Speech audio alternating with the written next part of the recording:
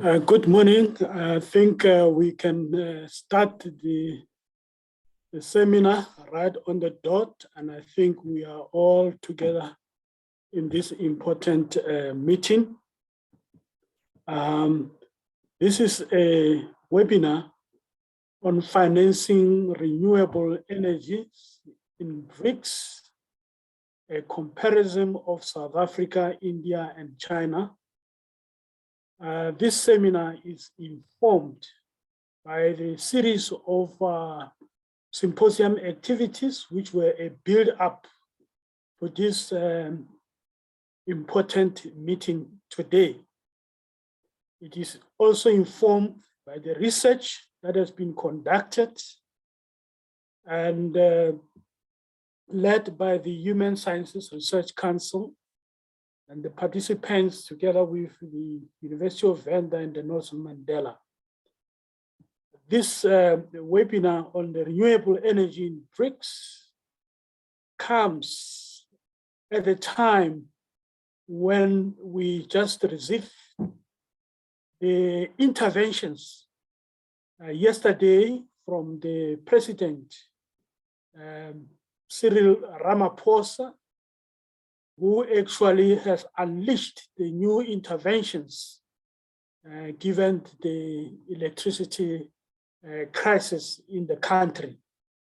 And I recall one of the interventions was to maximize the energy supplies from the private sector, but also to make sure that the grid is increased with capacity, with some mixed energies, not necessarily relying on coal, but also gas, solar, and number of energies that has been put together. And I also remember him talking about a piece of land in Mpumalanga where some of these activities will take place.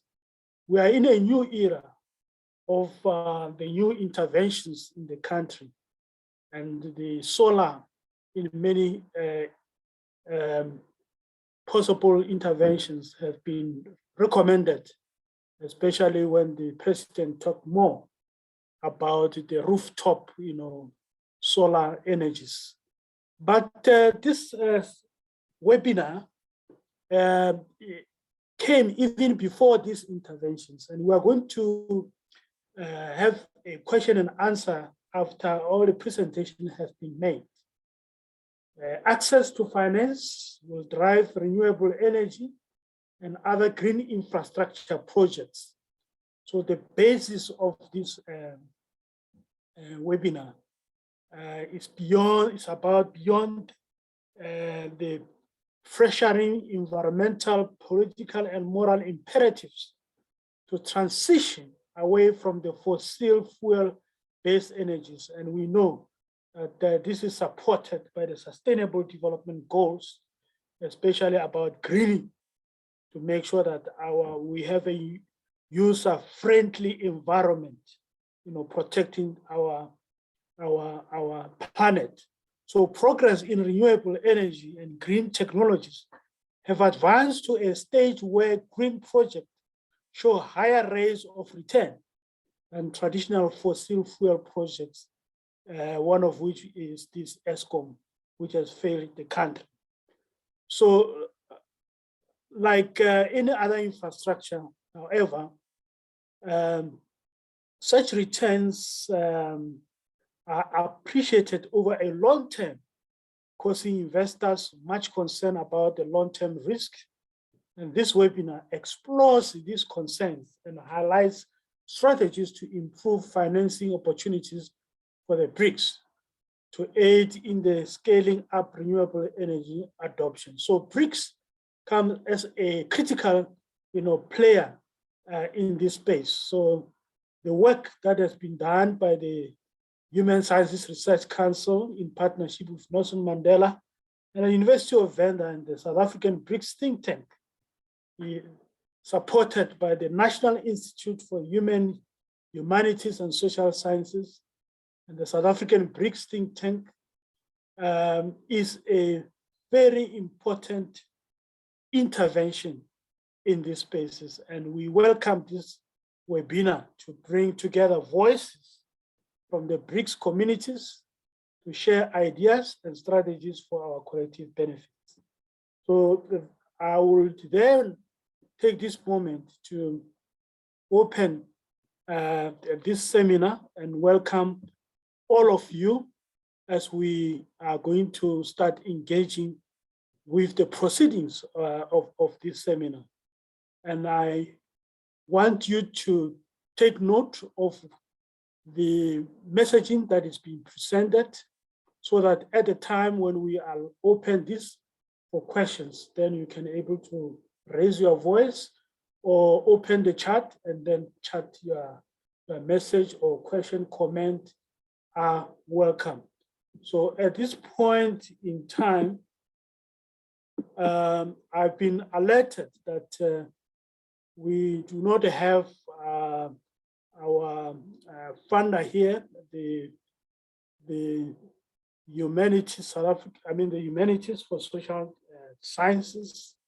So I will be therefore going to ask Chris Chetty perhaps to engage with us about financing renewable energies. But before he starts, just to give us the context as well, and then just on behalf of the BRICS think tank to also welcome us into that space. Chris is the principal investigator of this project, working with us very closely.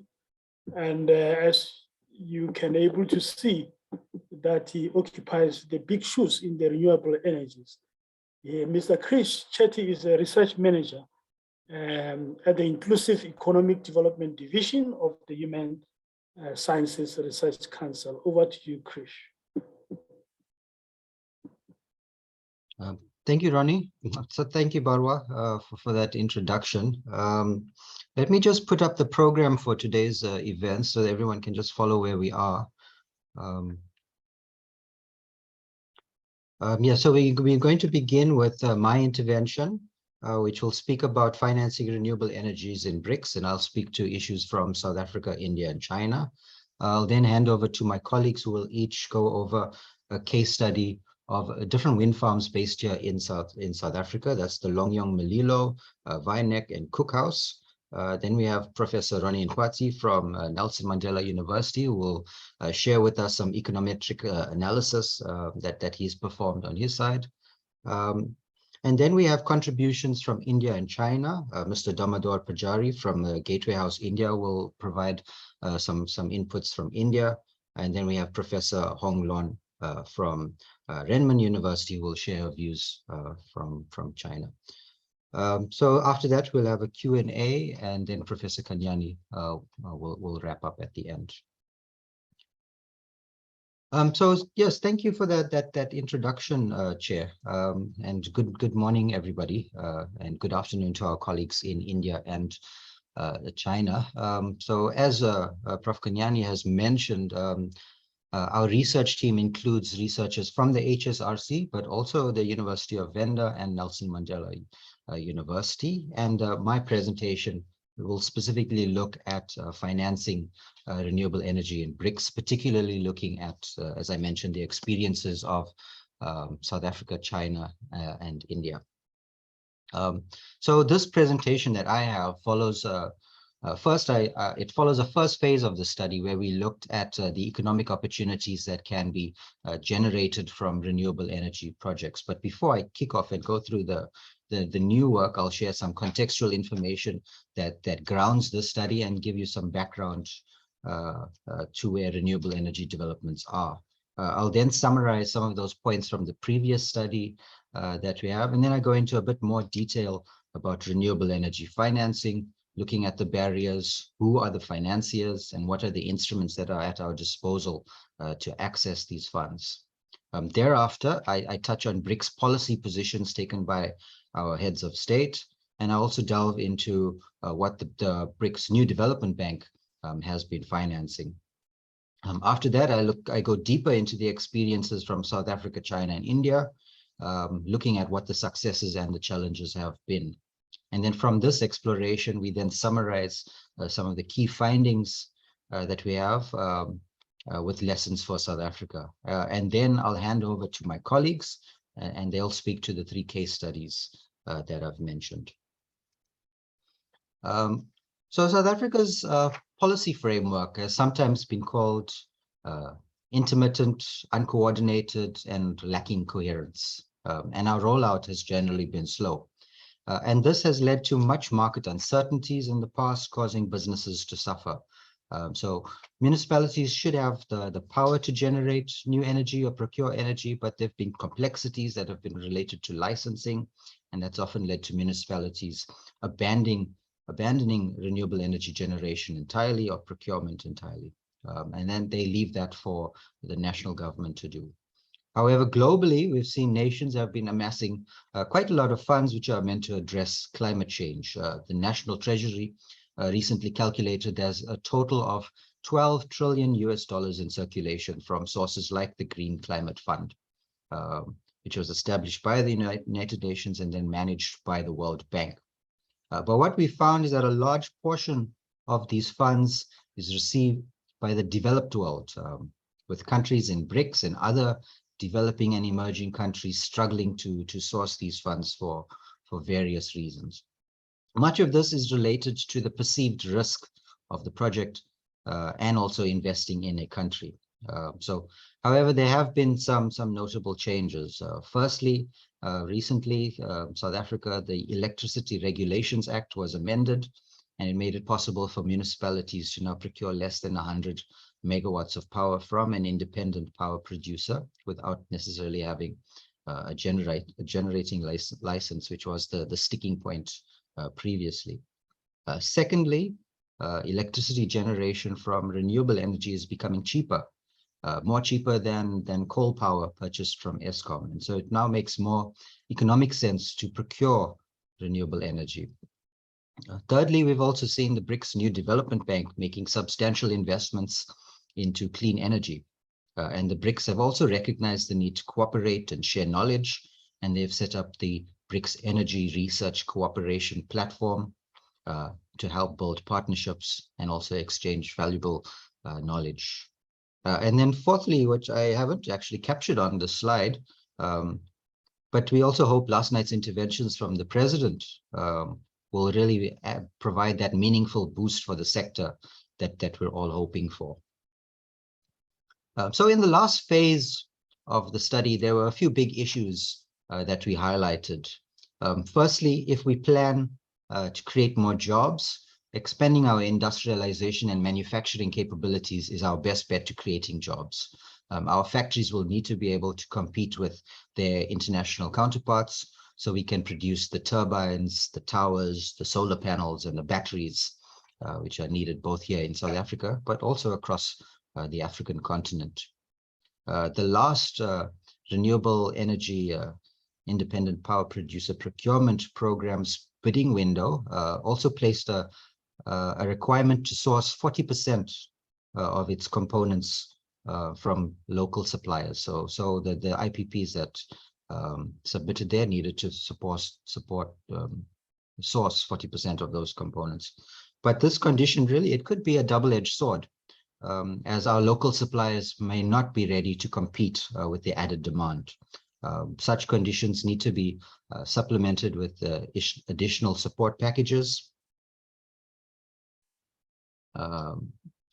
Additional support packages like subsidizing local manufacturers so that their components are competitively priced against their international counterparts. Such subsidies helped accelerate the growth of China's manufacturing sector. In addition, in South Africa, we have special economic zones which mirror the policies of China's high-tech economic development zones, and businesses in China located in these zones were highly subsidized and provided a range of support packages. In South Africa, the SEZs, as they're called, should also, though, incorporate, we believe, skills development programs, recognizing the country's low skills base And then this could also create a pipeline of workers to access jobs in those SEZ factories.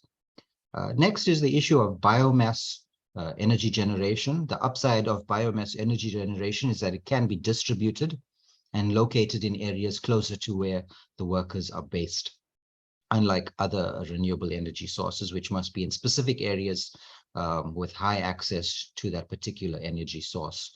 So such projects can also be led by municipalities, and they're also highly absorptive of low-skilled labor. Next, South Africa has a big opportunity to push battery manufacturing. We have some of the highest quantities of the resources needed for lithium-ion batteries, but we tend to export these resources and import batteries. So we need to take advantage of our national resources so that we can produce competitively priced batteries that can be supplied globally. And lastly, we saw the community development programs of our IPPs making a considerable impact in their respective communities, with projects supporting early childhood development, skills development, youth development, healthcare, social welfare, among others. And you also have a requirement in the REAP, the Renewable Energy Procurement Program, where the community gains at least a minimum of 2.5% ownership stake in the project, which should then also produce positive returns for the project in the long term. So the key issue when it comes to renewable energy financing is reducing risk. Reducing to improve foreign investment, the key issue is the perceived risk of the projects that they're located in. Unfortunately, valid or not, perceptions drive investment, and there's a need to change perceptions to grow greater interest in renewable energy projects. For example, despite the role of the BRICS in building closer ties between our countries, there was a view published by Chinese corporations about the political risk of investing in South Africa, as they stated there, that there tends to be political conflicts in the country during the election periods. And so that sort of uncertainty around political disputes is enough to sway investors away from the country. However, there are 4 key issues that are needed to help build investor confidence. First, before an investor commits funds and their time to a project, they need accurate data about the local conditions. And so with access to more public data published frequently, investors will be able to model the profitability of an investment in a particular area. And so investors look at the country's, they also look at the country's expertise in construction. They look at which companies are available, particularly in the rural areas that are highly resourced in your wind or your solar energy. And then the foreign investor must call on these contracts, and they need to ensure they have the expertise in installing the wind towers or whichever types of components are needed in these projects. The investor also needs a stable policy environment. In South Africa, this has not always been the case.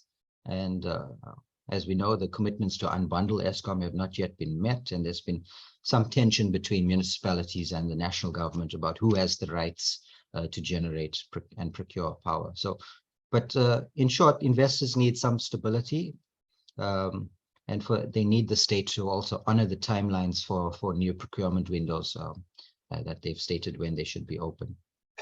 And lastly, in managing the operations of a power plant, investors need to be able to recruit skilled workers who can operate and maintain the power plant.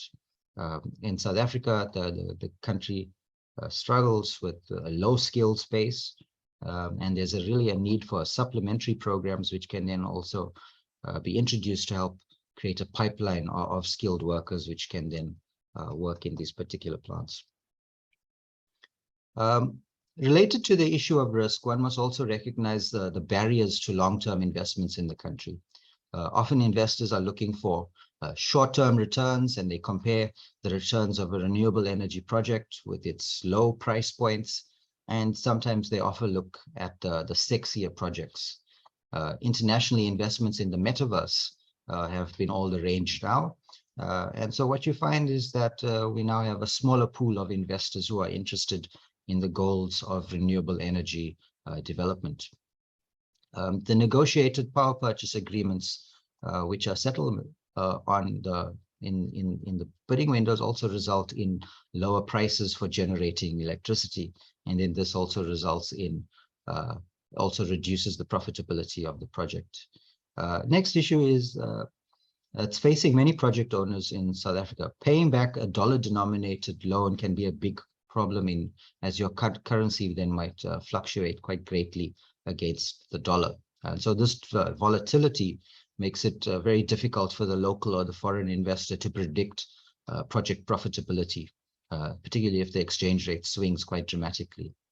And this often limits the investor from sourcing loans from the local development finance institutions or the commercial banks, because they're forced to source from these institutions, as they might have higher repayment rates. At the same time, it also becomes difficult for an investor to bet on a single technology. Technology keeps advancing, and making a 20-year commitment can be quite daunting when one considers the opportunity cost of not investing in next year's big leap forward.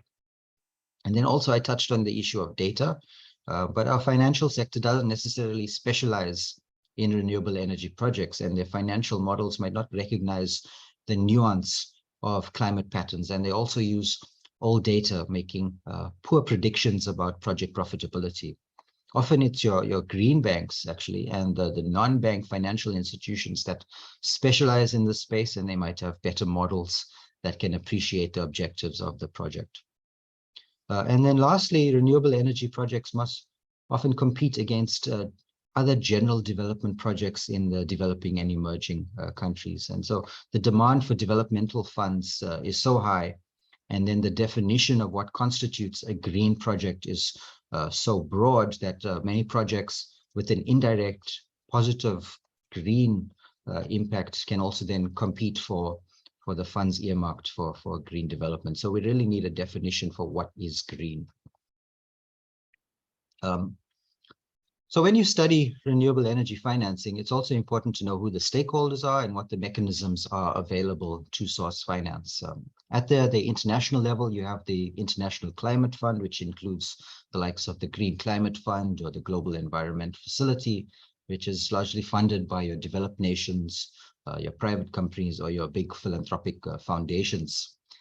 These funds get accessed by countries or development financing institutions who in turn then channel these funds towards specific projects or commercial banks. And then what you find is that you get a very complicated web of intermediaries that receive these funds. And it was also found with the money changing hands so often, it's common for the funds to be double counted. So when one tries to estimate the total pool of funds, one might actually be counting funds received from the international fund, as well as those received by a government or DFI, but this actually might be the same set of money. And so it becomes very difficult to separate these items. The other big issue that we have is that is which projects qualify to access these funds. The project gets a calculated risk rating from either the commercial bank or the DFI. And if the project is deemed high risk and is supported by the bank, then the bank's risk rating is also affected. So there's an inherent aversion from such projects. So funding large projects in developing countries with poor data measurements results in good projects getting inaccurate risk ratings. And so, as I said, the banks then tend to avoid these types of projects.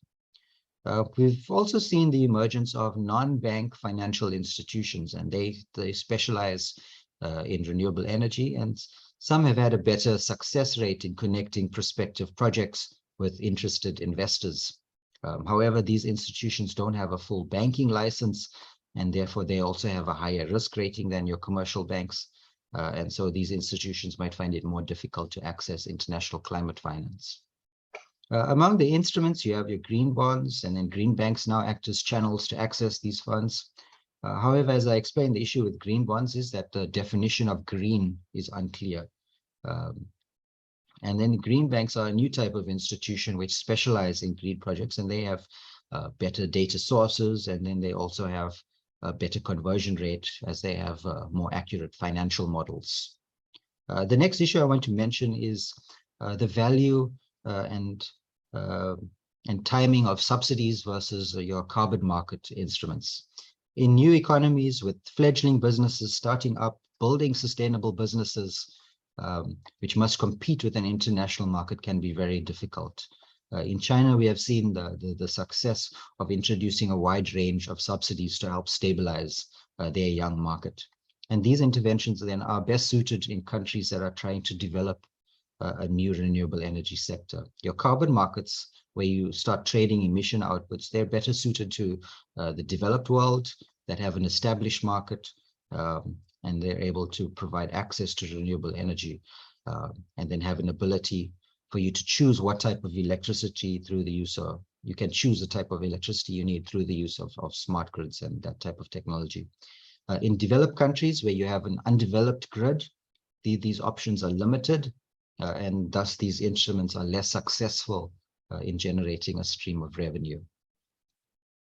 For many years, the BRIC and then the BRICS, they made general statements that were supportive of the UN Framework Convention on Climate Change. They also supported a principle that was called Common but Differentiated Responsibilities, which they later expanded to include the term respective capabilities. And so in short, that principle meant that those with the means to address climate change have greater responsibility, and thus arguing that the developed countries must play a more central role as they carry a heavier burden. However, after about 2016, we start to see more tangible outputs from the BRICS. Since 2016, we've seen the BRICS New Development Bank has been investing more broadly in clean energy projects. This year, the heads of state actually urged that countries' financial sectors turn to the New Development Bank more often to try and source financing, believing that there should be money available if needed. We also have the BRICS Interbank Cooperation Mechanism, which was introduced in 2017. And this has allowed the BRICS to extend lines of credit to each other in local currencies, and thereby limiting their exposure to the US dollar. And so this mechanism is also working, they're also working to establish their own credit ratings agency. And then lastly, as I mentioned, the BRICS Energy Research Cooperation Platform was also established, and this provides a new means for the BRICS to exchange information about projects and produce new knowledge that we need to try and beat the problem of climate change. If we look at where the New Development Bank is channeling its money with respect to clean energy, you see actually it's China and South Africa that are the leading beneficiaries in this respect. However, it's still important to note that the BRICS Bank also classifies clean coal, nuclear energy, and gas as clean energy sources. However, that said, the bank has 14 different infrastructure projects which have totaled over $4 billion. From this, China has received 1.47 billion and South Africa $1.43 billion. And China's big projects have been in gas generation, offshore wind and solar, while South Africa has used the funds for carbon extraction from the Medupi power plant, and also for energy storage, and also generating and transmitting renewable energy. So to promote greater investor confidence in South Africa, it's also, we're in need of creating a broad and all-encompassing climate change project policy, which covers all the different role players, indicating how each arm of government will contribute to a just transition away from fossil fuels. In addition to meeting our nationally determined contributions as per the UNFCCC by 2030, as set in the Sustainable Development Goals, the country must also plan for a longer-term achievement of its net zero carbon emissions by 2050. So there's a few calculations that are in play here. As of 2018, the country had a net generation capacity of 54 gigawatts, with 79% of it produced from coal. If the country is to produce a further 60.7 gigawatts of renewable energy by 2040, it needs to be investing at least $2.4 billion annually to produce 2.8 gigawatts of new power each year. The Industrial Development Corporation also calculated the country needs 8.9 trillion rands to achieve its 2030 goals. And this requires an investment of at least 596 billion rands each year. And this calculation was done in 2015. And so we needed that sort of investment each year between 2015 and 2030. So we're falling dreadfully short in terms of these investment targets. And if one recognizes that the REAP program has run inconsistently over the years, if you look at this table, you see the big gaps between 2015 and 2021. We've yet to produce that, procure that minimum power needed to meet that annual target of 2.8 gigawatts. Perhaps with the president's commitment to producing 5,200, procuring 5,200 megawatts this year, we will finally meet that, will meet and surpass that annual target. However, on the positive side, there is progress in the country steadily increasing its procurement of renewable energy via long-term power purchase agreements. And also these projects have required 40% South African Black ownership.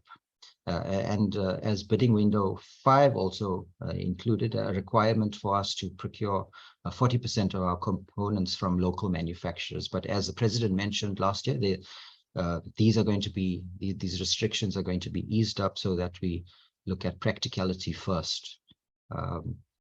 Yeah, and a positive side here is that the winners of the bids to the REAP program are also judged based on their socioeconomic contribution that the IPP might make to the community. And as you'll see in the case studies, these contributions have been quite positive. If you consider that the large gap between bidding windows 4 and 5, these delays that we've had have contributed to those negative perceptions in the policy environment and a general view of uncertainty and risk amongst investors.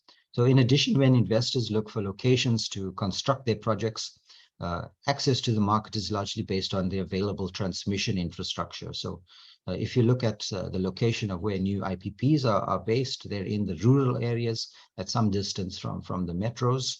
However, the IPPs need access to the grid, and they look for available substations in that area where there is high wind or solar energy. And these are not necessarily in areas where coal is predominantly sourced. So it's very important for us to be upgrading our grid infrastructure, recognizing where the hotspots are.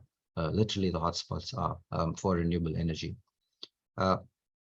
We're also finding a need for greater coordination in how finance is accessed. Your multilateral development banks, your DBSA, and your commercial banks are not necessarily sharing information, and then they tend to compete for the limited number of bankable projects that come through as IPPs. So we need better coordination, and if you can spread with better coordination, we'll be able to spread our resources across a broader area. And then lastly, as I mentioned, the country suffers from a low skills base, and this affects the operations of the power plants, how banks determine risk, and also how our policymakers draft policy. So we need specialists to pervade all of these areas so that our municipalities also get empowered to establish policies to procure power and also supplement that difference that's left over by the REAP program. In India, if I just touch on a few issues that have emerged. Firstly, the country's immense size is a challenge in coordinating policy and finance. There's multiple institutions in play across all of the various provinces they have. The country also recognized that it was importing much of its solar panels from China, and it therefore started to impose import tariffs on Chinese imports. However, this only resulted in constraining the market as the costs were then transferred to the producers and the consumers. This ultimately resulted in slowing the growth of the market. So this might be a lesson for South Africa when we start to force procurement of South African components. But the other issue is debt financing, and it's also found to be more expensive in India compared to other developed countries. So loans tend to be provided at a variable and not a fixed interest rate, which makes it difficult for one to predict one's interest repayment over the long term. And so often the repayment rate fluctuates with the US dollar exchange rate, and that has become quite a problem. One solution to overcoming these challenges has been by issuing what they call green masala bonds, where debt is issued in rupees to the international market. And this is for projects located in the country. And the first masala bond was issued in 2017, and it allowed the country to raise about 300 million US dollars. And this allows local projects to raise foreign investment in their local currency. And the companies issuing the bond don't have to then worry about rupee depreciation. Lastly, India also has had more success in accessing international climate finance than other developing countries. The reasons for the success seem a bit unclear, but it's believed it's also due to the country making a clear policy commitment to procure renewable energy at scale over the long term. China, in contrast to India, has struggled to access international climate finance, and it's turned to its local businesses to expand their renewable energy developments. And through mass subsidization programs, China has also managed to expand its generation and manufacturing capacities, but it's been noted that smaller companies wishing to generate power have struggled to access finance through the country's green bonds. Key to this success, many believe, is its stable policy environment. It's currently running its 14th five-year plan, which is well-researched, and it ensures stability and predictability. It was also found that through subsidies and the guaranteed feed-in tariffs that it offered to its power producers, it was able to nurture its young market. In contrast, South Africa requires our producers to bid for the lowest generation price, which then might make it difficult for the local market to compete. The green bond market has also taken off, but it does offer finance to clean coal projects through its green bonds. It has also incentivized borrowing through green bonds by offering a 12% subsidy on the interest repayments to these sorts of loans. China has also launched green panda bonds, which are similar to India's green masala bonds. And these have been issued by the BRICS New Development Bank, and they're allowing the country to gain access to international investors. Lastly, it's noted that much of the success of the country's economic development zones is due, in addition to offering the financial subsidies that I've mentioned, it's also about supplementing the program with skills development programs by incorporating incubators that support their startup and the manufacturers that are located in the zone. So skills development was quite central in these zones. So the last slide from me, the key takeaways for the study so far tell us that promoting policy certainty is crucial. China perhaps has the most stable policy environment, and it has a clear process of ensuring national policy is distributed at all the local levels, so it's done so consistently. Second, expanding the grid is crucial to allowing more IPPs to supply electricity. This makes foreign investment more attractive. Thirdly, collecting accurate data about the local conditions requires us to invest in data measurement equipment, and this sort of data must be collected and shared with the financial sector and policymakers to help them improve their risk models. Fourth, subsidies are better suited to a young market, and they incentivize growth. Import duties might also constrain growth. In contrast, carbon trading is also more suited to an established market. Fifthly, our BEE policies are quite unique to South Africa, and foreign investors need some guidance to understand how to navigate the policy environment.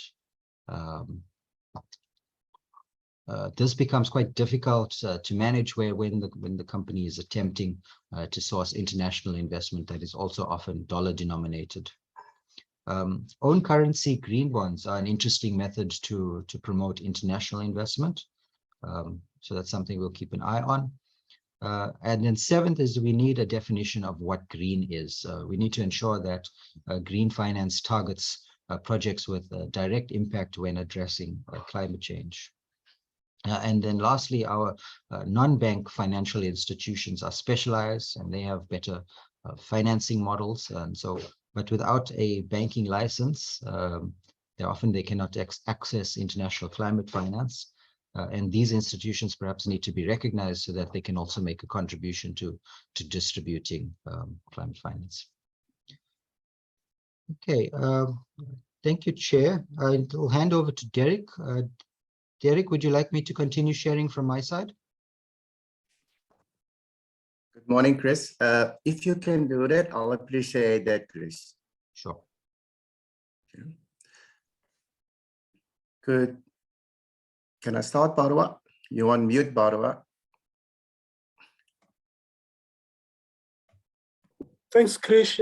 Before maybe Derek starts, it's just a good, important, just to introduce the team that is going to present this jointly with Derek. And I think you raised very important issues as we get along. And Derek is the research director in the Human Sciences Research Council division referred to as Developmental, Capable and Ethical State.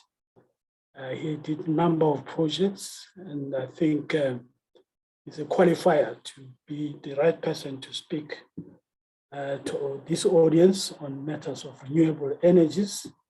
And I also want to introduce Dr. Tanyani Matubandela, who is actually the research director under the same division, the Capable and Ethical State of the Human Sciences Research Council. And he led a number of strategic projects, especially on the, sorry. And also we introduce him to you, Mrs. Taiya Musa. Is also working together with the team. A master's degree in international relations and diplomacy from the School of Oriental and African Studies from the same council, Human Sciences Research Council. She provided a number of support to make this project successful. I'm going to now take this moment to ask Derek to start leading us. He's going to present to us the case studies in South Africa, India, and China on the renewable energies. Over to you, Dr. Davis. Thank you, Prof. Kanyani, and thank you everyone for giving me this opportunity to talk about Longyon Melilo, the R wind farm here in the Northern Cape in South Africa. Next slide, Chris. Just to give you some background of the two wind farms that I'm going to profile today. These two wind farms was established in the R after two successful bids to the Renewable Energy Independent Power Producers Program. Now, in short, they call the R1 and the R2. And the R1 produces about 96.4 megawatt and runs, based on 67 turbines. And this was procured in terms of a bidding window 1. The R2 produces 140 megawatt and runs on 96 turbines and was procured, in terms of bidding window 3. Now, this opportunity arose when, the Chinese partner, saw a local electricity substation in the R, which was actually located in a high wind area. And they also thought that this would be financially viable and cheaper to establish the wind farm there. So this is the first Chinese supported wind farm in Africa. And as I would, would elaborate further, it was a very challenging exercise, but yet rewarding. So it also acts as a model of the China-Africa Energy Cooperation, and subsequently to this, a number of other wind farms that is also, supported by the Chinese Africa Partnership has started in South Africa. So the next slide, Chris. So to talk about the specific partnership between Long Yuan Power here in South Africa in the Northern Cape. Now, Long Yuan is a subsidiary of the Godian Group in China, which is one of 5 of the largest power producers. And they were interested in 2009 to start this venture. So as I said, the Godian approached its subsidiary Long Yuan to look at these opportunities. And a partnership was formed initially with Long Yuan, where they had 51% stake in the partnership, and the China Africa Fund 16%, and the Melilo 33% here in South Africa. However, this partnership had to consider, and it's Chris talked about the Black Economic Empowerment rule of 40%. So the China Africa Fund had to pull out with a possible US dollar loan from the Chinese Development Bank. Consequently, a new partnership was formed, and this new structure consisted of a 60% stake of Long Yuan and a 20% of Melilo, plus the 20% consortium of Black businesses locally. Now, since 2009 and up to now, these wind farms have experienced in terms of the establishment a number of challenges. I mean, one of the key challenges was configuring the capital contribution shares of the various partners and stakeholders. I think we also spoke about the Black Economic Empowerment clauses and protocols that needs to be heard. So understanding the requirements in terms of Black economic empowerment, in short, was quite challenging. Another big challenge for the Chinese partner was that environmental impact assessment studies had to be done. And this was often difficult to figure these out and to work with the local partners in terms of these environmental impact studies. And within the Northern Cape, which is predominantly a colored and Afrikaans area, the language posed a big problem because the Chinese-speaking partners had to engage in a number of occasions with the R community, which mostly speak Afrikaans and not actually English. So this also posed a major problem. So it took about 8 years since 2009 to get the plant to operational state. But despite that, Long Yuan can be praised for the work that they've done in successfully, getting these wind farms operational within Africa. Next slide, Chris. So to look at the financial support that backed this wind farms, as I indicated, there were, restructuring in terms of the partnership that had to take place because of the 40% rule. So initially the source was a USAID loan from the China Development via the China Africa Fund. But this fund had to, it was very difficult to actually make use of this international loan because of the 40% Black Economic Empowerment rule.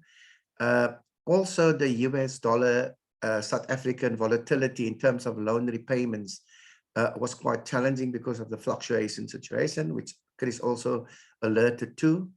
So they opted for, locally based funding from a Nedbank and the Industrial Development Corporation. So initially, this funds was used to install equipment, on the designated sites to measure the wind strength so that they could model the wind farm profitability. So whether this would be a viable option to actually, establish the wind farms. With the withdrawal of the China-Africa Fund, obviously, Long Yehan needed to build a consortium of local partners to co-invest in the project for the project to be successful. And I think they've done that very well. Next slide, Chris. Part of these ventures, so the wind farms and the partnerships, and I think, and again, Chris has elaborated on, you know, the socioeconomic component of this development and these ventures, is that there needs to be a contribution to economic development of the local communities. And our research has showed that Long Yehan and the wind farms in the Northern Cape and the R contributed significantly to socioeconomic development. In terms of job creation, 700 construction jobs were put in place in terms of the construction process. And there are about 100 long-term operations and maintenance jobs that is now been established. Long Yehan also provides internships to top performing students from the R. Currently, Long Yehan provides training to local recruits and subsidize about 40 university students. Another component of the contribution is in terms of funding for early childhood development centers, which support well over 300 children, 320 children. In addition to that, they donate about $1 million to nursing homes annually, which really contributes to the health of the community. Further investments are 28 million in social welfare, which that particular area is in dire need of. They've also, during the COVID period, established the Red Line of Defense, where they provided funding to the tune of 4 million to help the community acquire, COVID personal protection equipment. And in addition to that, they've really done very well, and they operate a medical bus, which was sponsored by them for the community. And this particular mobile clinic has helped people to test them during COVID. And it is estimated that about 36,000 people were helped in the course or during the course of COVID and through this medical bus. I think that's my last slide, Chris. Thank you so much.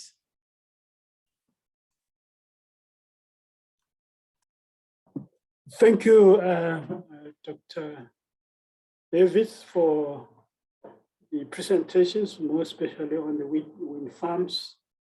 And I think all the participants, we encourage you to start putting your comments or question on the chat, so that when we arrive there, we should be able to engage with you. So we're going to proceed with the next slot. And this is a slot that I'll give to Professor Rodney Mtwadi, who is going to present to us on the renewable energy impact on pollution, economic growth, and unemployment in South Africa. Professor Rodney. Sorry, Chair. Yes. Chair, can I interrupt?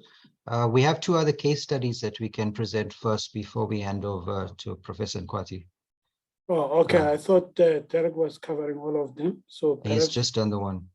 Yeah, okay. No, then we'll allow Dr. Tahir and the team to finalize the remaining 2 presentations.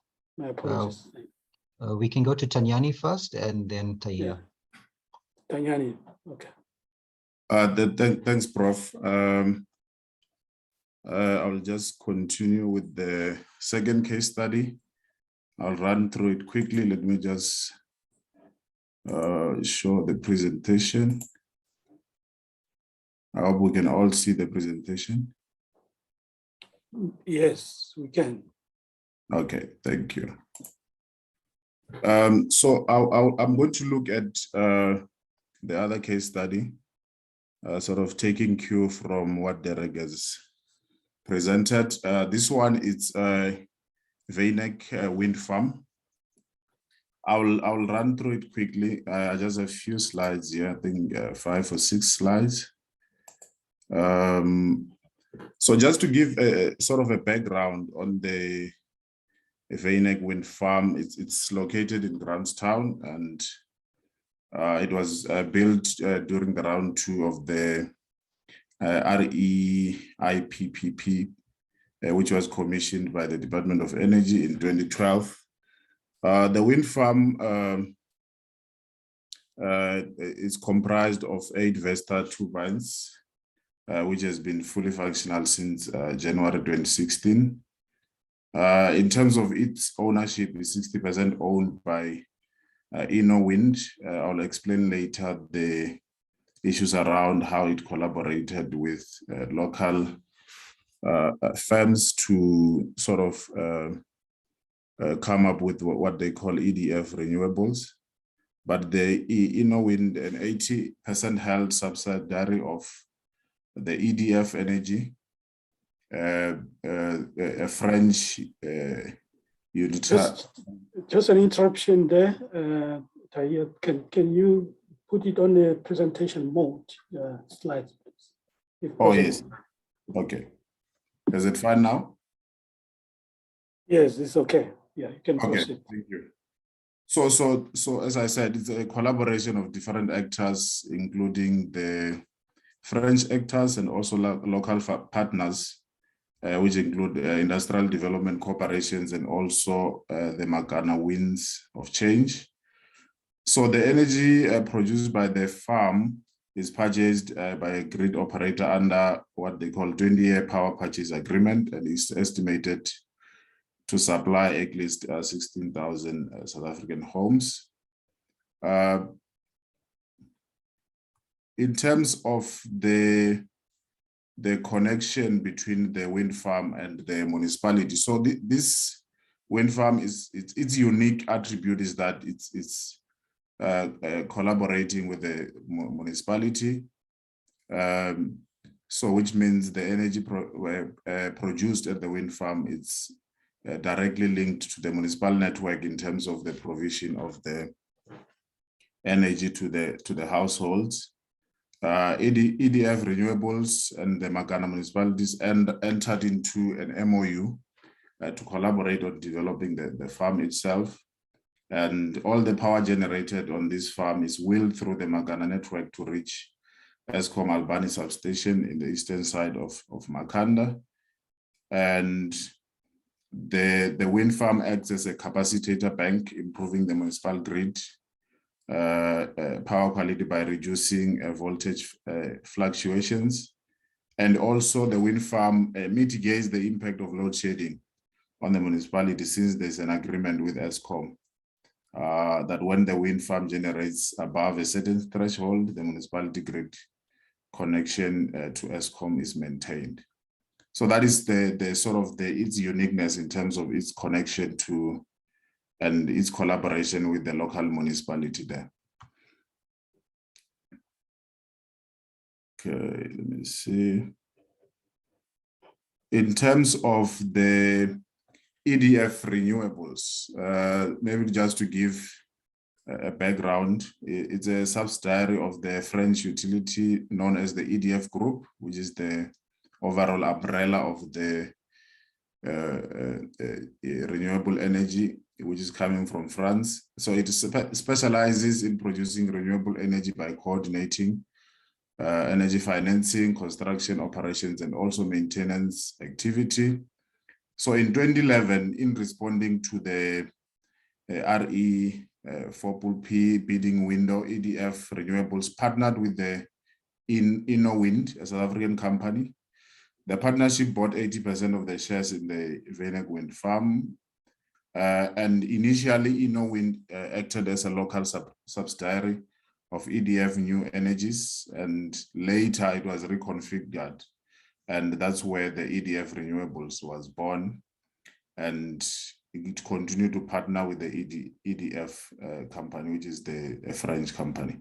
So the new utility was entirely responsible for the generation financing and owning and operating of the VNEC generation facility. And despite the strong partnership with the French company EDF Renewables acts as a fully functional South African business entity. So the connection is still there to the French company, but in terms of its operation in South Africa, it operates that way. So as of 2021, EDF Renewable operates 4 wind farms in South Africa, including the VNEC, the one that we are talking about. And it expands its foothold in the country by participating in various iterations of the REI4P, with its last edition coming in the bidding window 5. The socio-economic development aspect of it. So in South Africa, it is estimated that wind energy produced a net saving of about 1.8 billion in the first half of 2015, and was also cash positive for Eskom by 300 million. Under the grassroots youth development program, the VNEC wind farm contributes up to 2.1% of its revenue towards socio-economic and enterprise development initiatives located within 50 kilometers radius of the wind facility. So it sort of contributed towards a upliftment of the youth in that area by generating other skills, employment opportunities, and so on. The development of such projects substantially impact community development, including employment creation and skills advancement. And also the EDF Renewables also redirects a portion of the available revenue to funding some qualifying small businesses in the vicinity of the power plant. So that is one of the positives. The businesses are found in the renewable energy, technical maintenance, wholesale, retail, security, textile, and manufacturing, and other professional services, including those in vegetation management, agriculture, arts, and craft industries. So the wind farm contributes towards creating opportunities for those businesses.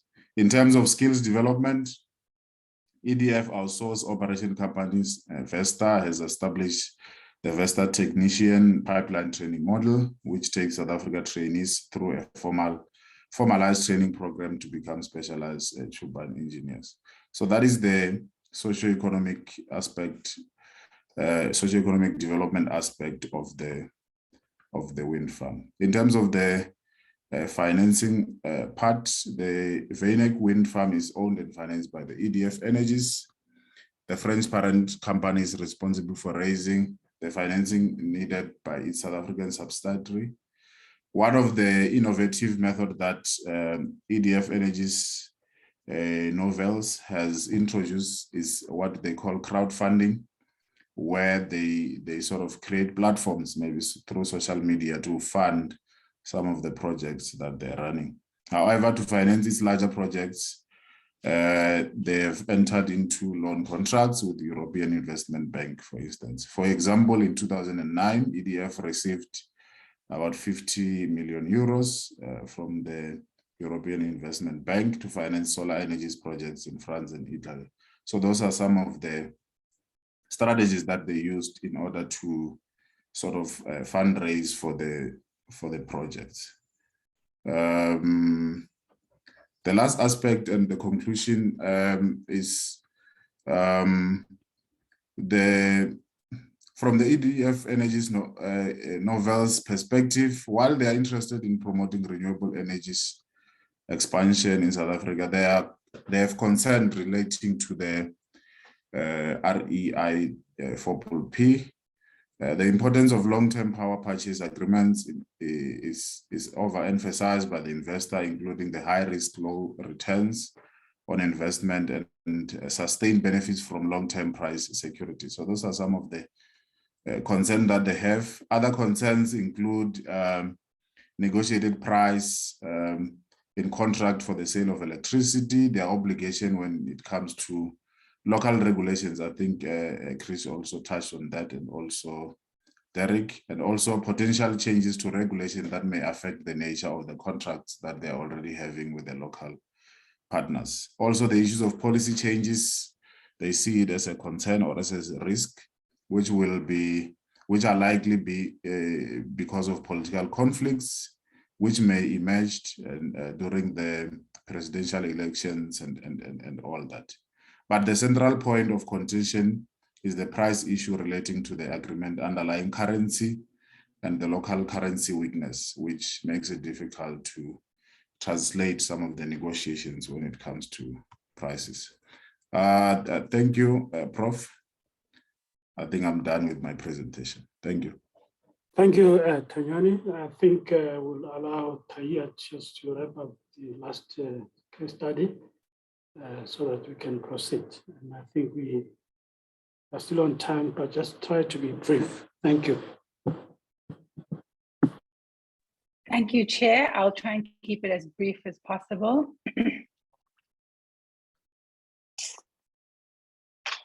Good morning, colleagues, and welcome, and thank you all for attending. My name is Tahia Musa, and today I'm going to be taking you through our final, actually, case study, namely the Cookhouse Wind Farm in the Eastern Cape. Some background on the study, or some background on the farms, excuse me. The Cookhouse Wind Farm, as you can see on the map, is located 166 kilometers from Port Elizabeth, which is also known as the Windy City.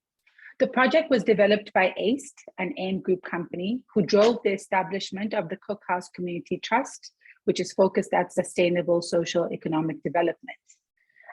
The wind farm was selected as the preferred bidder in the first round of the REAP program in 2011. In the first round, the REAP aimed to add 1,400 megawatts of renewable energy to South Africa's energy mix. In 2011, the farm was awarded a 20-year power purchase agreement with Eskom as the first wind farm to connect to the national grid.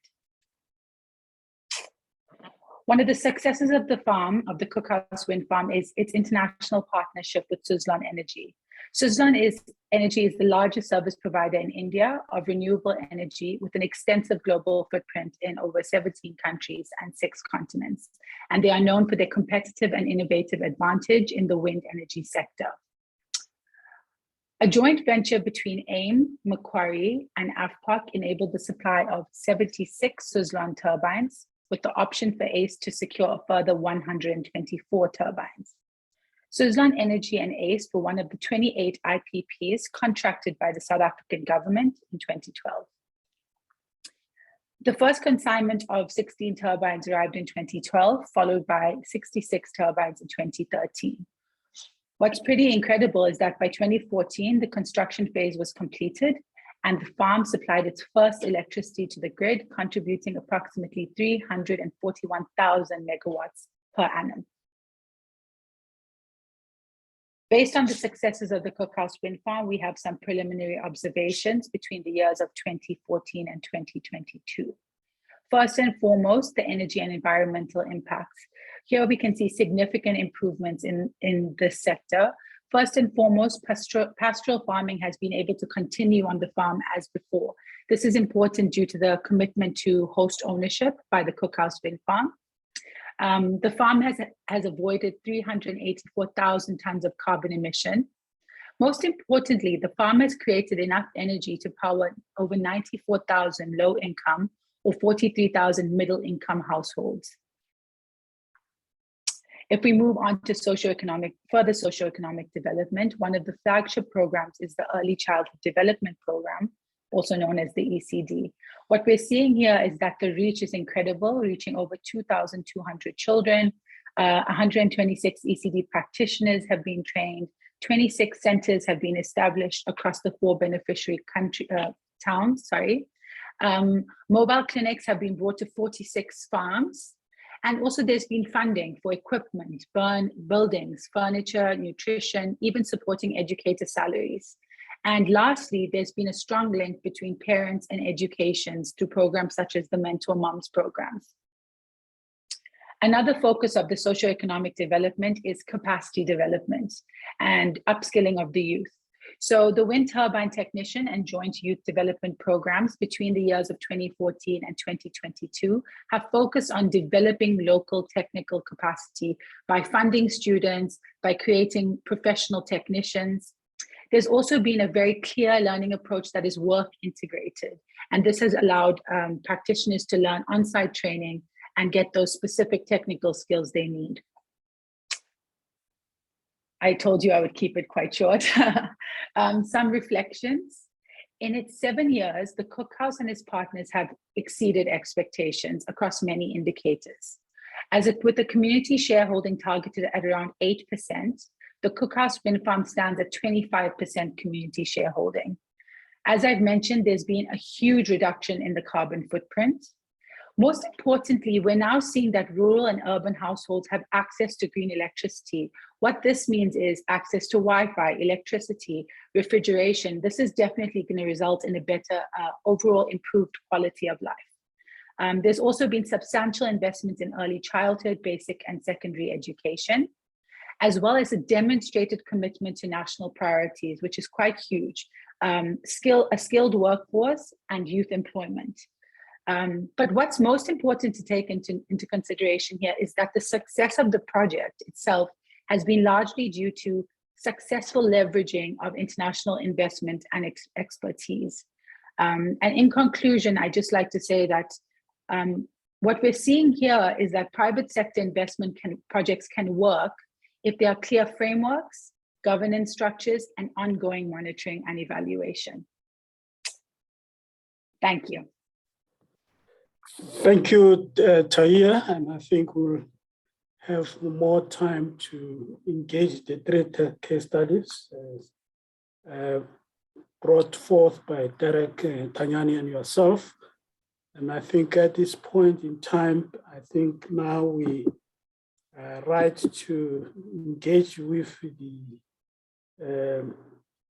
next presentation by Professor Gwadi, who holds a PhD in economics. He's an economist from Nelson Mandela Metropolitan University, and he's going to speak to us on renewable energy impact on pollution, economic growth, and unemployment in South Africa. He has been part of this project from the start to the end. And over to you, Prof.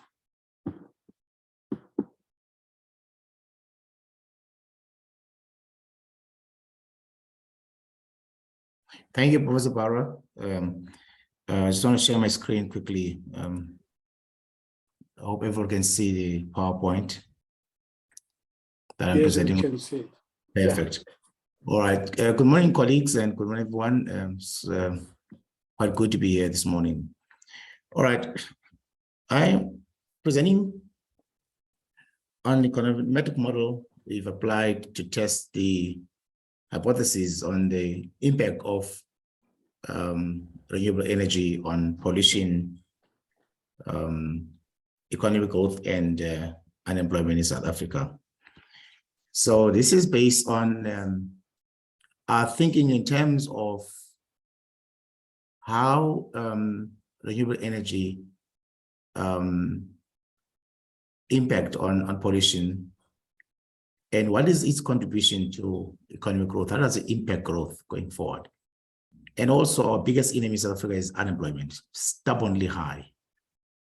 Now, use of renewable energy is expected to address these, the ills of the economy. We make use of time series annual data from 1990 to 2015 to test our hypothesis. We also use CO2 as proxy for air pollution. And then in addition, we use data at a country level because we couldn't find relevant data or suitable data at a municipal level. I must mention that it's important to get kind of data like that, at the municipal level, because what is important is if you want who looks at the renewable energy finance, for example, one needs to test economic viability of that financing by using cost benefit analysis methodologies, but we were constrained in accessing such data. Hence, we make use of this country data to test our hypothesis here. Nonetheless, we believe that the data that was used in the study at a macro level does give some extent a reflection of what's happening within the space of renewable energy.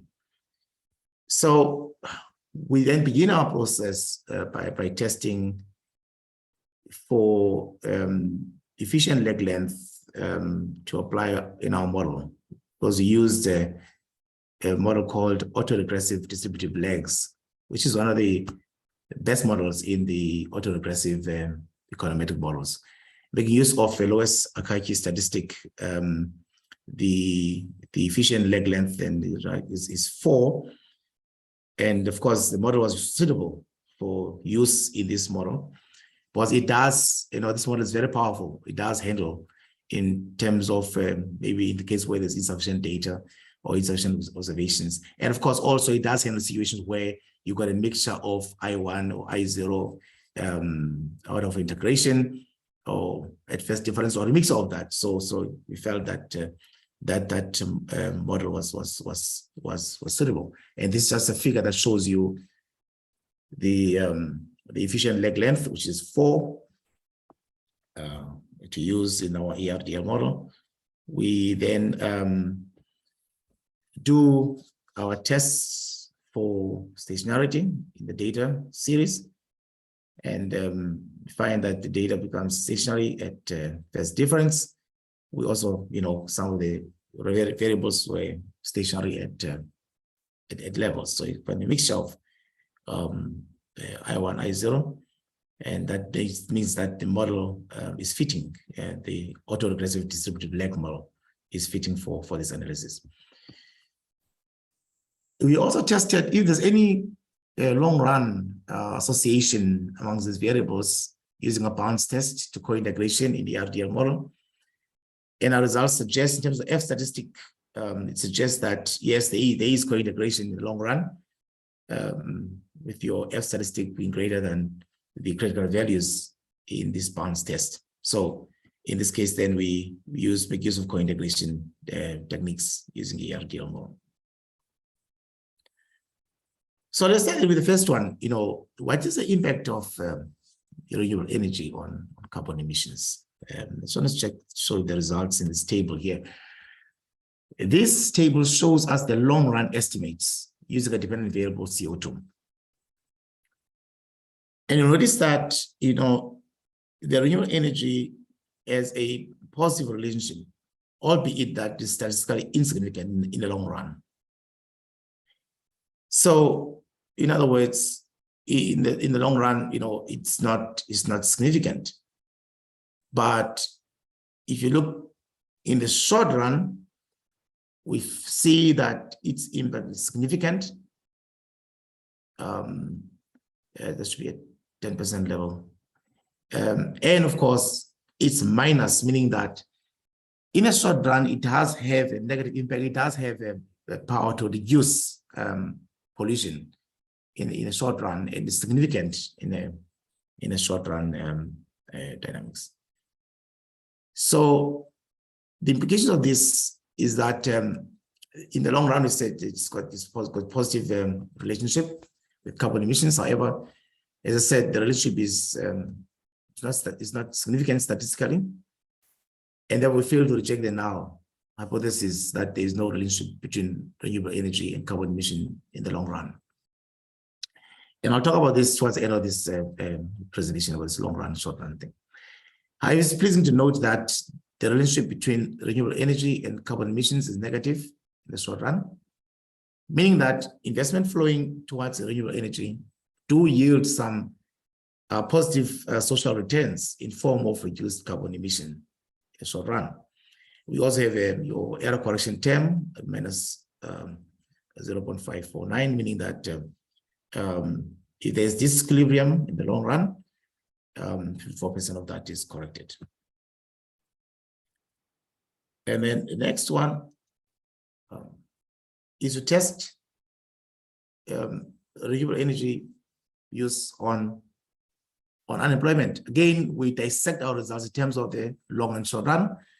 And the results are showing here that in the long run, renewable energy has a positive relationship, and that's a worry, and it's significant in the long run because we want it to reduce unemployment. So in the long run, we see that it does not impact negatively on unemployment, in other words, reducing it. Again, it's because of the stubbornly high unemployment rate in South Africa, which has got many other factors that's causing it, despite our attempts to intervene to policy, but it's still, stubbornly high because of many other structural problems that we have in South Africa. Nonetheless, in the short run, we are pleased to note that it does reduce unemployment. As you see here, that after one leg it's got a negative relationship, meaning that as you intensify renewable energy, the unemployment then is a potential to reduce, and it's significant as well at 10% level. So we are pleased to note that result, that there is some effect of use of renewable energy on fighting unemployment. It does have that potential, but in the short run. Then we test our hypothesis on economic growth, which is our third leg. And we note again, in the long run, it has a negative relationship. And that's a worry, again, because we need to fight this low growth in the economy. However, it is not significant in the long run. Again, our economy is trapped at low levels, and there's so many dynamics that keep depressing our economy from growing. Notwithstanding, we are pleased to note that renewable energy has a positive effect on economic growth after second leg is 3.5. There you see there's also significant. It's significant at 0.05. So what do you notice here in this slide? It's sort of a cyclical kind of a movement, but it starts off negative. It's negative, it's significant, and then after one leg, it's still negative on economic growth, not significant, but after the second leg, there we see some positive impact here. So there's kind of a delay, the impact kicks in, and it's significant at 5% level. Then it turns negative again in the third leg. So it's kind of a cyclical kind of a movement in this slide here. What I'm showing here is a Kuznets curve. I'm adopting and modifying it to use in this study, and it shows that if you look at CO2, which represents your pollution, and the intensity of renewable energy or use of renewable energy, as you intensify using renewable energy, your CO2 or your pollution, intensifies as well up to a point where there's an inflection. So around 2015, it started to taper down this pollution. So it has an effect where you see that it starts to reduce as you continue with use of renewable energy. It starts having an impact on CO2. If you look at this Kuznets curve here, it's an inverted U shape, which shows that that inflection point at that stage then. So what does this mean? What does this mean? What does the results mean? What do they tell us? These results are giving us an impression that renewable energy presents South Africa with a probability to reduce carbon emissions. That's number one. Two, it has the probability to grow the economy. Three, it has a probability to create jobs over a period of time. However, there's a strong and overwhelming evidence that these gains are only realized in the short run. Also, the results are showing that the more we intensify use of renewable energy, carbon emissions will gradually decline, thus creating a clean environment. This in turn then reduces the negative externalities that are placed upon us by polluted environment. So in conclusion, is saying that what we need to look at is how to optimize the gains from renewable energy.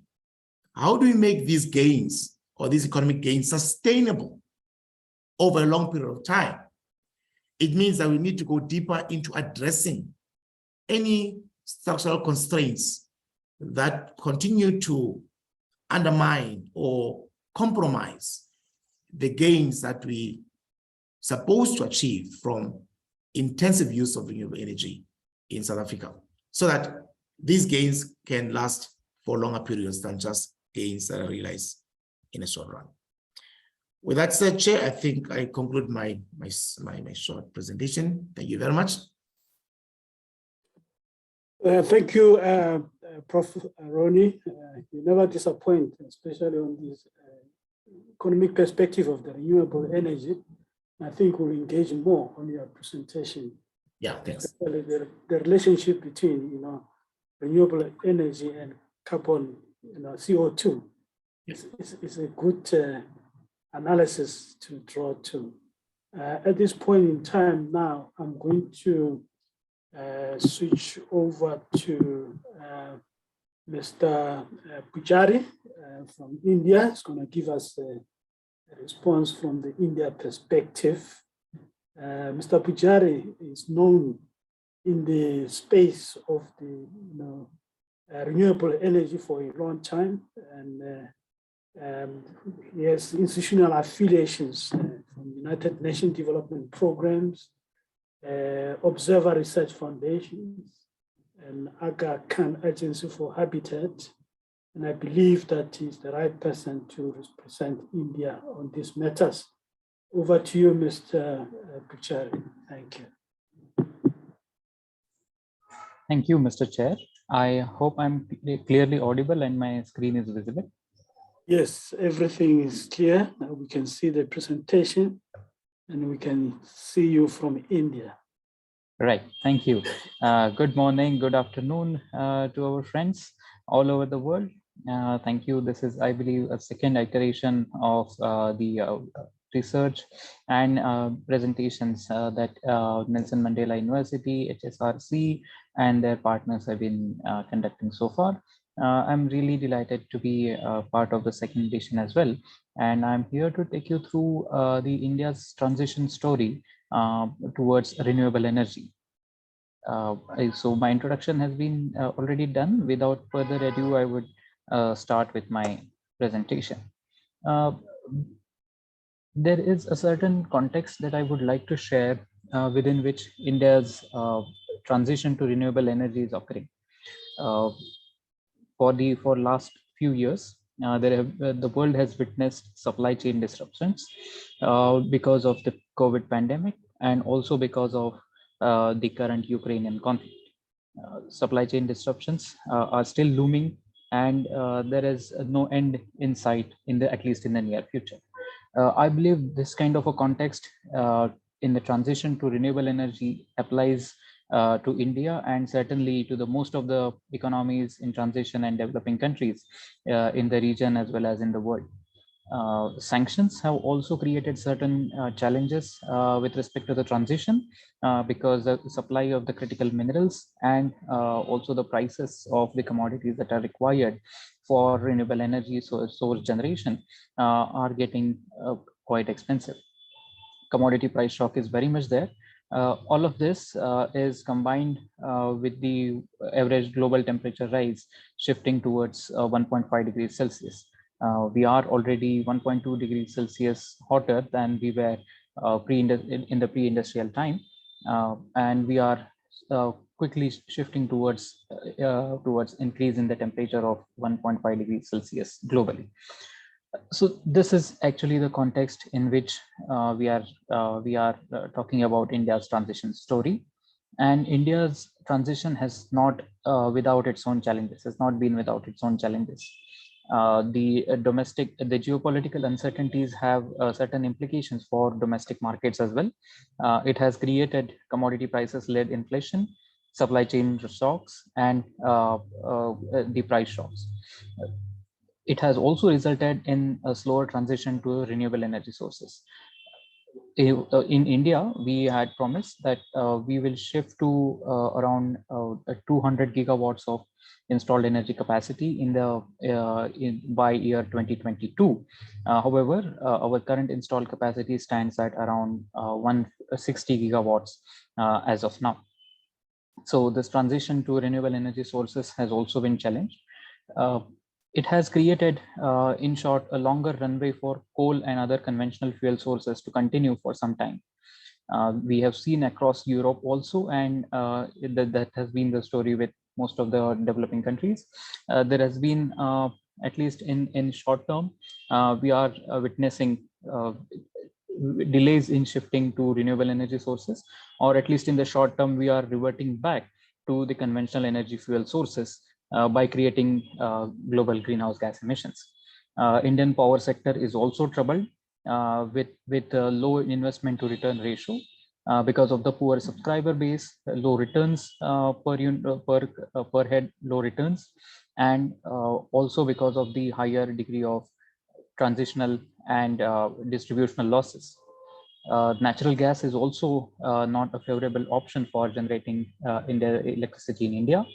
And such kinds of other diversifications are creating undesirable dependencies, which I shall come to in the next slide. Globally, there is also reduced climate finance. So climate finance availability is being challenged because of the competing claims for financial resources.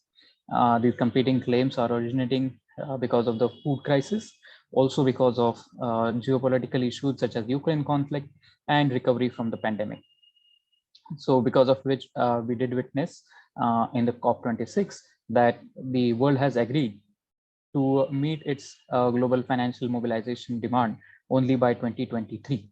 So $100 billion of financial resources that were to be mobilized by 2022 have been shifted further by 3 years. And the developing countries require this kind of access to this financial resources for this transition. That is not happening, which is resulting in increased emissions and more climate vulnerability. Here I have tried to capture some of the key policy responses that India has made.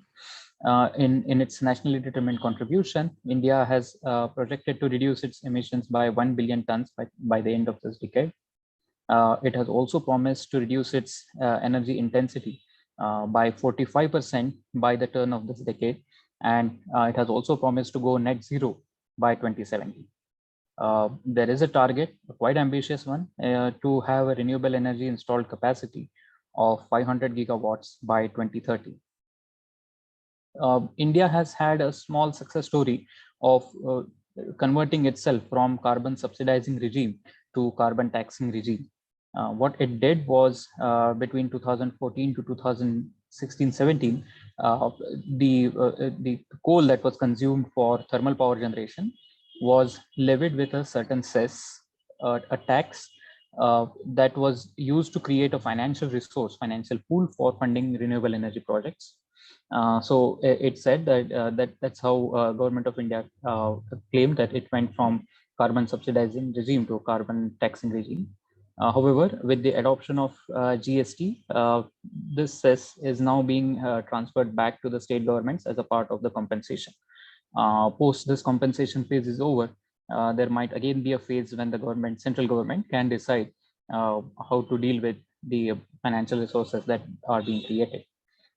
As of now, the installed capacity, as I said, that we have not met the target of installed capacity of 200 gigawatts by all the renewable energy sources, excluding large hydro, of course.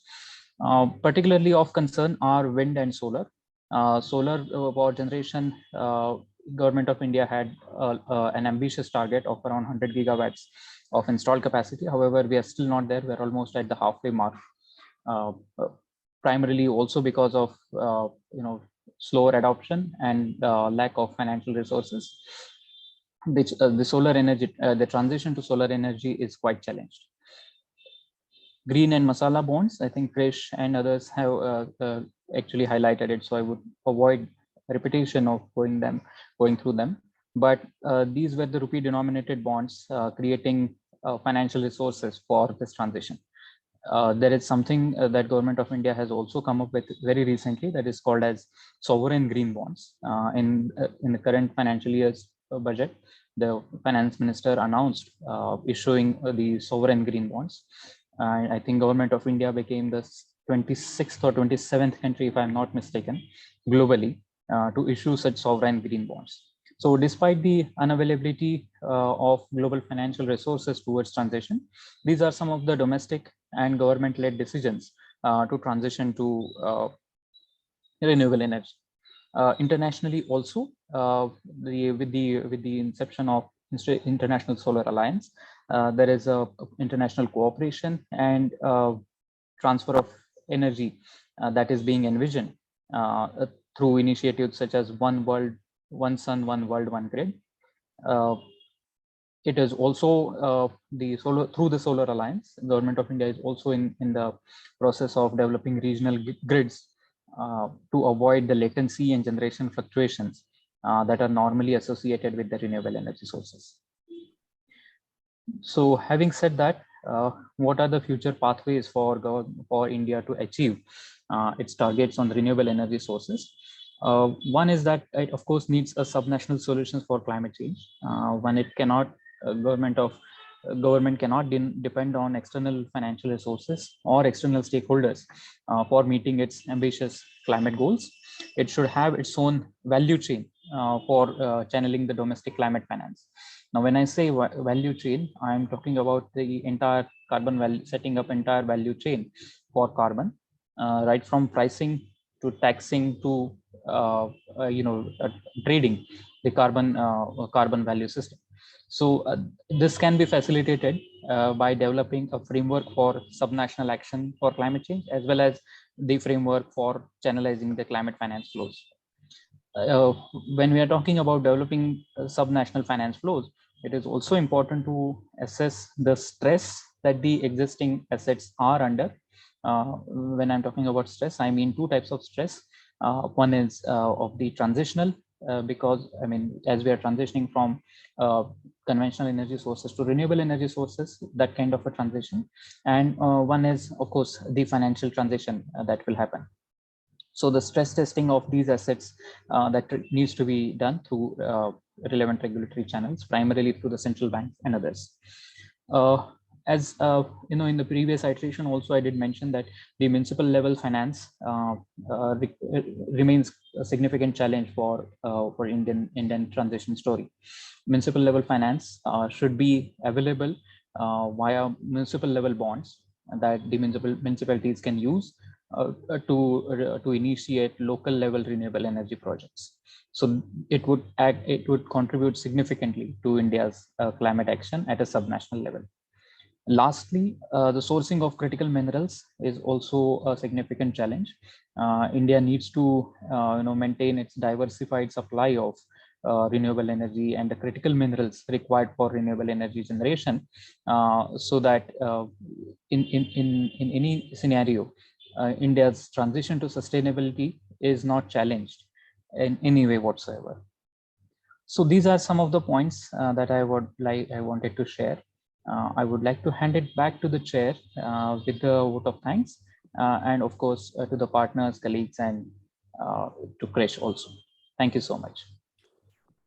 Thank you, Mr. Pujari. I think you gave us an Indian response and perspective, and it's encouraging that the renewable energy is recognized, although there could be some challenges. But I think we are now moving closer to the question and answers. But before that, we are going to have a perspective from Prof. Lang. Prof. Lang is actually going to give us a response from China. And he holds a PhD in economics, a postdoctoral fellow of New York University, the director of Economic Finance Research Center of Renmin University of China. So Professor Lan, also come from the Economic School and Finance School of Renmin University.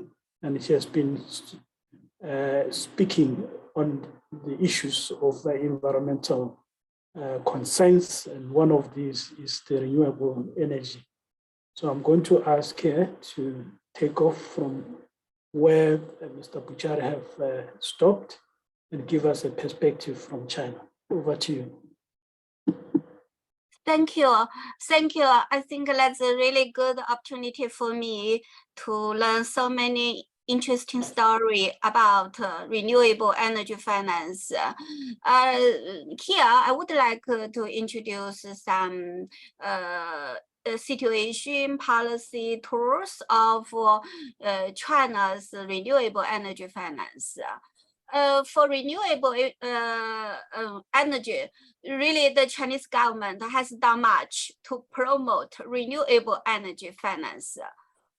First, the green finance policy, China already have a lot of, promote from 2016, China promote green finance all over the country. The green finance policy of the People's Bank of China has made a lot of contributions to renewable energy finance. By the end of 2021, China's outstanding green credit amounted to 15.9 trillion renminbi yuan. That's huge, money, of which 40% was invested in renewable energy, mainly solar, wind, and hydrogen. In November 2021, China's central bank released a tool, this policy called Carbon Reduction Support Tool. This is a structural monetary policy tool that provides targeted re-lending support for renewable energy finance at 1.75% interest. The interest is very, very low. In China, the average interest of law is about 6%, but at least just for renewable energy finance, the interest is low to 1.75%. And support renewable energy include wind energy, solar energy, geothermal energy, biomass energy, ocean energy, hydrogen energy, and so on. The launch of China's national carbon market on July 16, 2021 has also boosted renewable energy finance in China. On July 16, 2021, China's national carbon market online trading was officially launched. It has included 2,162 key emitters in the power generation sector, cover about 4.5 billion tons of carbon dioxide emissions, making it the world's largest carbon market. The current carbon price is 60 yuan, renminbi yuan per ton. The inclusion of larger power plants in the national mandatory carbon market, which means they are subject to national carbon emission quotas, has led to efforts to increase the proportion of renewable energy they can generate in order to reduce carbon emissions. This has led to a flood of carbon neutral bond. The carbon neutral bond, a lot of carbon neutral bond issued at present, 15.6% of carbon neutral bond funds are invested in renewable energy projects, with electricity utilization being the largest. For example, among the 21 billion yuan of carbon neutral bonds disclosed on the Shanghai Stock Exchange, 7 power and energy companies contributed 17% of the issuance share, with a total issuance size of about 14.5 billion yuan. This is one of the carbon neutral bonds. On March 8, 2022, CNNC headquarters successfully issued its first carbon neutral bond. The total size of the offering is 3 billion yuan. The term is 3 years. The interest rate is 2.84%. The funds rest will be used for the group's wind power and other renewable energy. And also the development of China's voluntary carbon emission reduction trade market has increased carbon sink revenue for renewable energy projects and enhanced their finance advantages. For example, the CCER, China's voluntary carbon emission reduction trading market production, that's Chinese certified emission reduction trading mechanism, encourage enterprise that do not undertake mandatory emission reduction obligations to actively develop greenhouse gas emission reduction projects, such as solar and wind energy utilization. After verification, the emission reduction generated by the project can be traded in the market as carbon emission reduction products to guide social capital to invest in renewable energy. We can see this is China's CCER project. We can see the most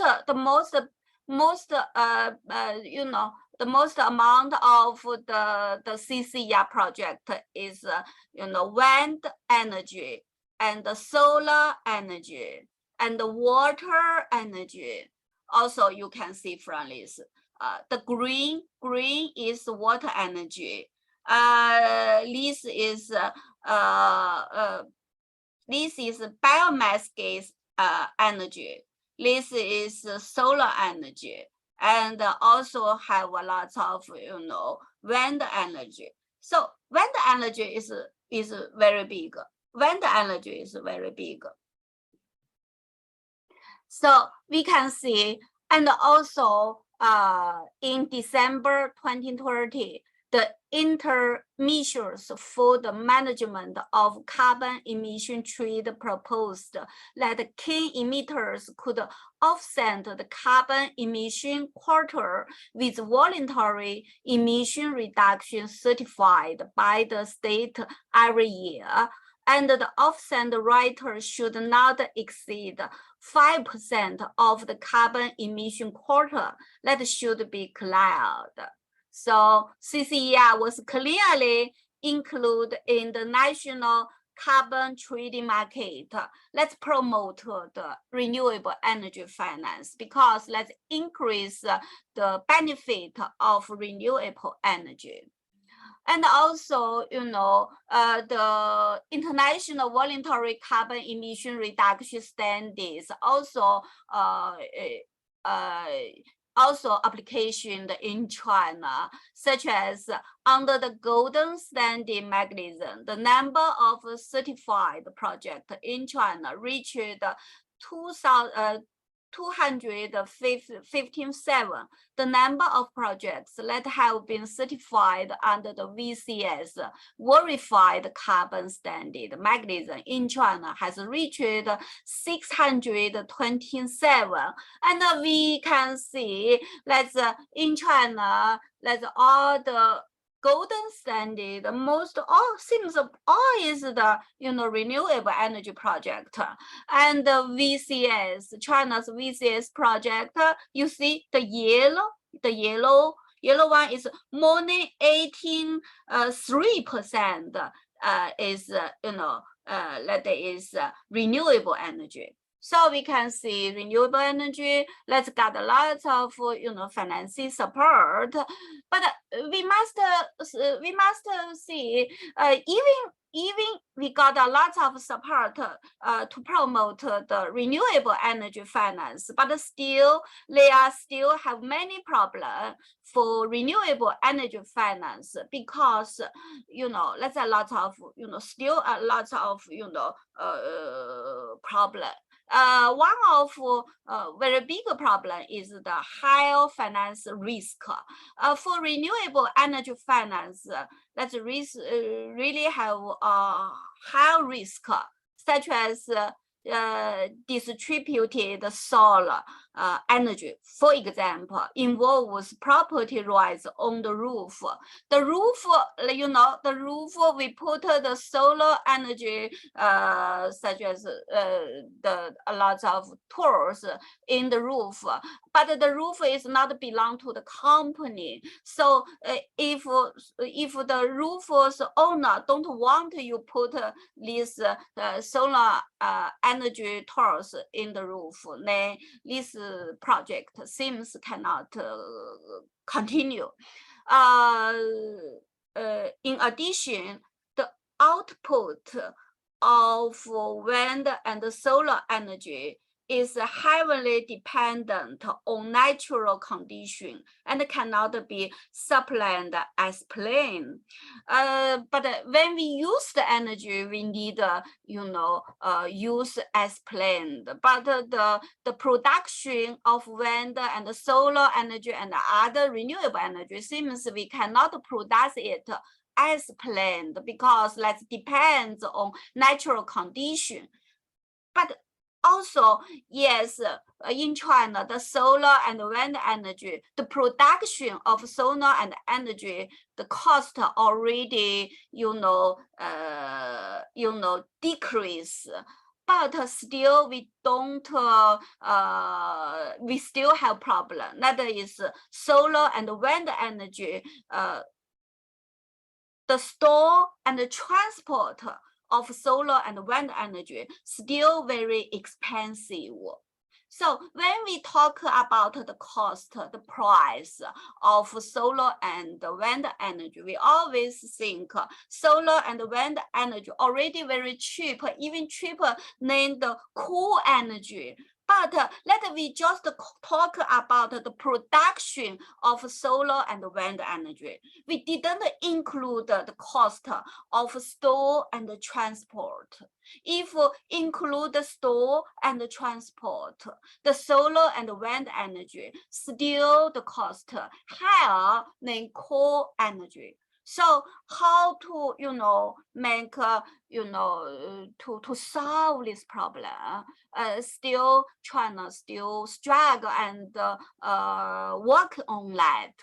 So that's my, introduction of China's situation.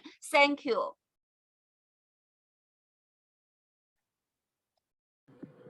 Thank you very much, Prof. Lan, for such insightful perspective coming from China. And I think it is apparent that these issues are cutting across, and I believe that we can share some lessons in the BRICS community. We focus on India and China for this, but it's a broader coverage of the responses that we come across. So at this point in time, I think we are now going to open this session for question and answers. We just allow the flow of it. I know that we are pressed with time, but I think we can stay long a bit just to interact with the presenters since this morning so that we can able to get a better understanding. There have been some of the remarks on the chat, and I think we can just take some hands for now, and then I'll expect all the presenters to be ready to respond to the questions. Any taker, Krish will help me if you see any hand that is coming through, and also from the chat. I think this morning there was a comment from the chat which says that some experts indicate that post COVID-19, load shedding is playing a critical role in capping carbon emissions. This is very important observations. Each time we think ESCOM is load shedding us, disrupting businesses, but there have been some gains on the capping or cutting down the carbon emission. But we want a better balanced solution that does not harm the economy or the businesses. We also take some of the remarks about the yesterday, presentations or intervention of the disaster crime by the president. And David Gugu is also making some points about the Mbombela concessions. Let's take some questions. The presentation will be shared with you after the end of this seminar. Just perhaps to kickstart these questions that they are still putting together. We have heard a lot about the wind farm interventions, and I want to throw back to the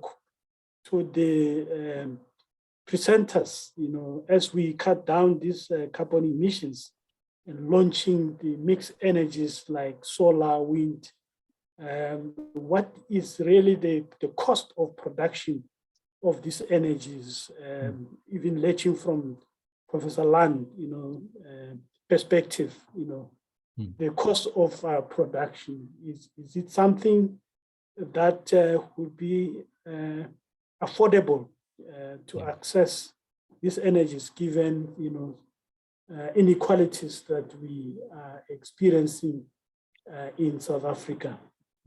Anyone who can maybe reflections about the cost of production of these energies, sure, the renewable energies. Chair, if I can come in there. That's actually the central point of much of this project. In the REAP program, the sticking point of discussion that it really boils down to is what is the price that ESCOM is going to purchase power from these IPPs. And so there's long negotiations between that, and it becomes part of the issue about whether it influences how much international investment we get based on how much profit they're able to generate based on the price of this. But if you just look at bidding window 4, if you took an average of the prices to produce 1 kilowatt hour from there, I think what I remember, it was about 94 cents to produce that power. Comparatively, if you look at the Medupi power plant, which is coal-based, it's about 1.50 rand.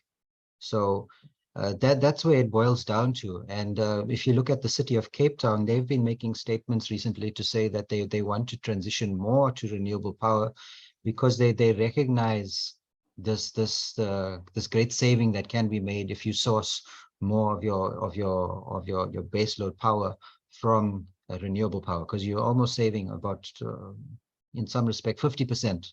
So I mean that's a huge saving that the national government and the municipalities can look forward. too. And then the other issue is the turnaround time.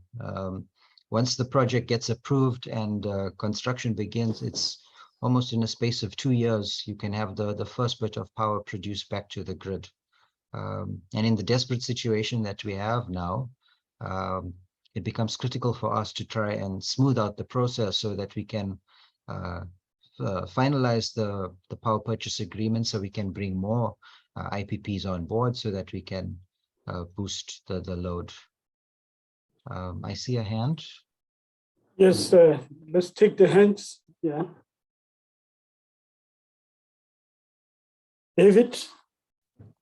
Oh, thank you very much. I hope I'm audible enough on my busy desk here. So yeah, so we would like to ask if we can't hear you clearly, but we can follow, but just continue speaking. The government during their special plannings, do they also take into cognizance the build-up of these RDPs and stuff? Because now currently people, the middle class can afford, it's only the poor people in the rural areas, in the local dwellings are the ones who are really suffering, are feeling the pinch of this electricity and water, because it's not only electricity, it's electricity and water. So do our government is being advised enough in that regard to say, when we do the special planning stuff, because if this green renewable energy, it sounds exotic and expensive, which belongs in the mountains, in the mentions in the mountains. Yeah, thank you very much. Thank you. I'm sure, Krish, did you get the gist of the question? Maybe you can just... well, it comes down to sentiment. So I don't think we should look at renewable energy as something exotic and expensive. It's actually, it's a power source that is more affordable compared to coal, and perhaps will provide more savings for our communities. It's a question of how do we provide access to this sort of electricity. If we are able to connect these wind farms and the solar power plants to the grid, that boosts our capacity, and then it should also in turn be able to reduce our cost of electricity, and then that should one be boosting energy security, but also reducing the costs that consumers experience. Thank you. Yeah, is there any other hand, as we maybe I'm going to be asking each of you just to wrap up, but let's hear from the case studies. Derek and Tanyani and Tahir, you talk more about municipalities. What I know about municipalities in the country, they have always been exposed to capacity inadequacies in the basic delivery of services. Why do you think municipalities can make some good interventions in the energy space, like you're talking wind farms? Anyone who can take this one.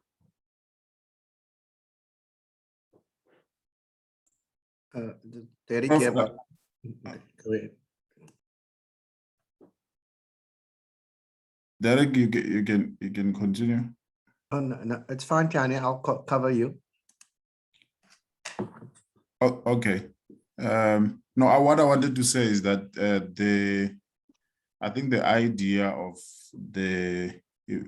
during our presentation, one of the things that we identified was the issues of skills, which some of these wind farms are investing in, which of course will translate into the contribution towards the municipal service delivery processes if the collaboration, for instance, the one that I presented, the fact that they are collaborating with the municipality, which means some of the activities concerning the wind farm will be a collaboration between the municipality and the wind farm, which some of the skills can be transferred, leading into capacitating both the municipality and the communities around the municipality, because I think that's one of the most important aspects, that in order to operate within this space, we need to have enough skills that will allow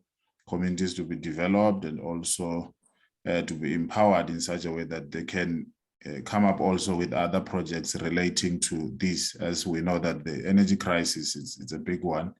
So if we are able to duplicate some of these successes out of these projects, we're able to, improve the lives of the people, of which that's what all of us are gunning towards. Thank you. Thank you. Yes. Just to add, I think one of the things that we spoke about is the policy environment and the turnaround time to get some of these projects off the ground. So I do think from a government perspective, if that can be looked at, of course, there are now new, the speech of the president indicated there's a big commitment, but whether that will translate to the local government level, we need to see that. And therefore, I also want to say stability is important, because international partners want to come in and, implement and not just financially benefit, but contribute. But if we can work towards reducing those challenges, and then obviously this will make it easier to, to transport these models to other municipalities. Thank you. Chair, if I can come in there as well. Just to add to what Derek and Tanyani are saying, it's a big issue here is the municipality's ability to purchase power. What our investors are looking for is to be able to set up agreements for the long term. And with municipalities, they tend to be more interested in short-term projects. They follow the Municipal Finance Management Act, and so their cycles go in 3-year windows. And so for them to really unleash the power, they need to consider more the ability to purchase or to set up these 20-year power purchase agreements like Eskom is doing. And that's the success of the REAP program. It's set up over 20 years. With the municipalities, they need to get special approval for these things, and there's a lot of red tape that's involved to actually set up those types of agreements. Thank you, Chris. I think that set us to come to the wrapping up with this.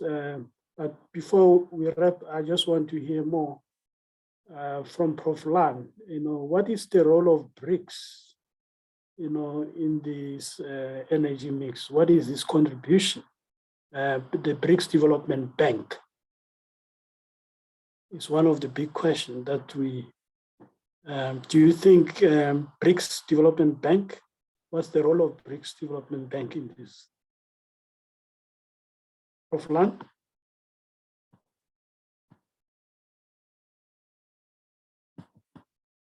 Excuse me, your question is about what's the role that's the bank to? Yeah, what's the role, of the BRICS Development Bank that should play in this energy space, renewable energy?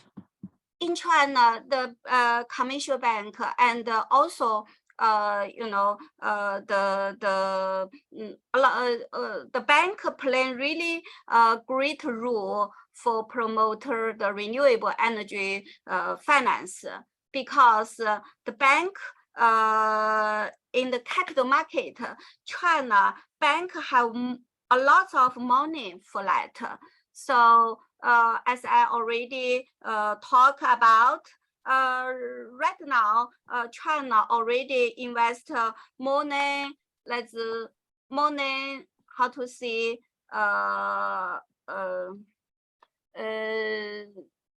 16 billion, 1.6 billion renminbi yuan to green project. And among this money, let's 40%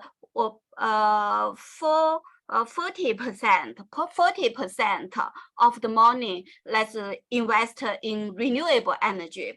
For renewable energy project, they need the law because the law gave the money very faster, and also the interest is very low because the central bank asked the commercial bank to give the renewable energy law very, very low. And also the commercial bank also get the subsidy from the central bank. That means the central bank gave the subsidy to the renewable energy law. So in China, the bank really play a really important role for the renewable energy finance. The money account more than 19%. 19% of the renewable energy finance in China is contributed by the bank. More than 19%. Thank you very much, Prof. Lan. I think I'm going to move to Prof. Ronnie and Mr. Pichari. Then we wrap up. We have had the perspectives from Trish and from Derek, Tanyani, and Kaya. So, Prof. Ronnie, you talked more about the, the relationship between the renewable energy and carbon emissions, and you could be able to draw some analysis there. But I want to find out, can we still have some positivities when we intensify these renewable energies using that Kuznets curve that you brought here, when we still have policy uncertainties in the country? Did you bring that factor in the perspective?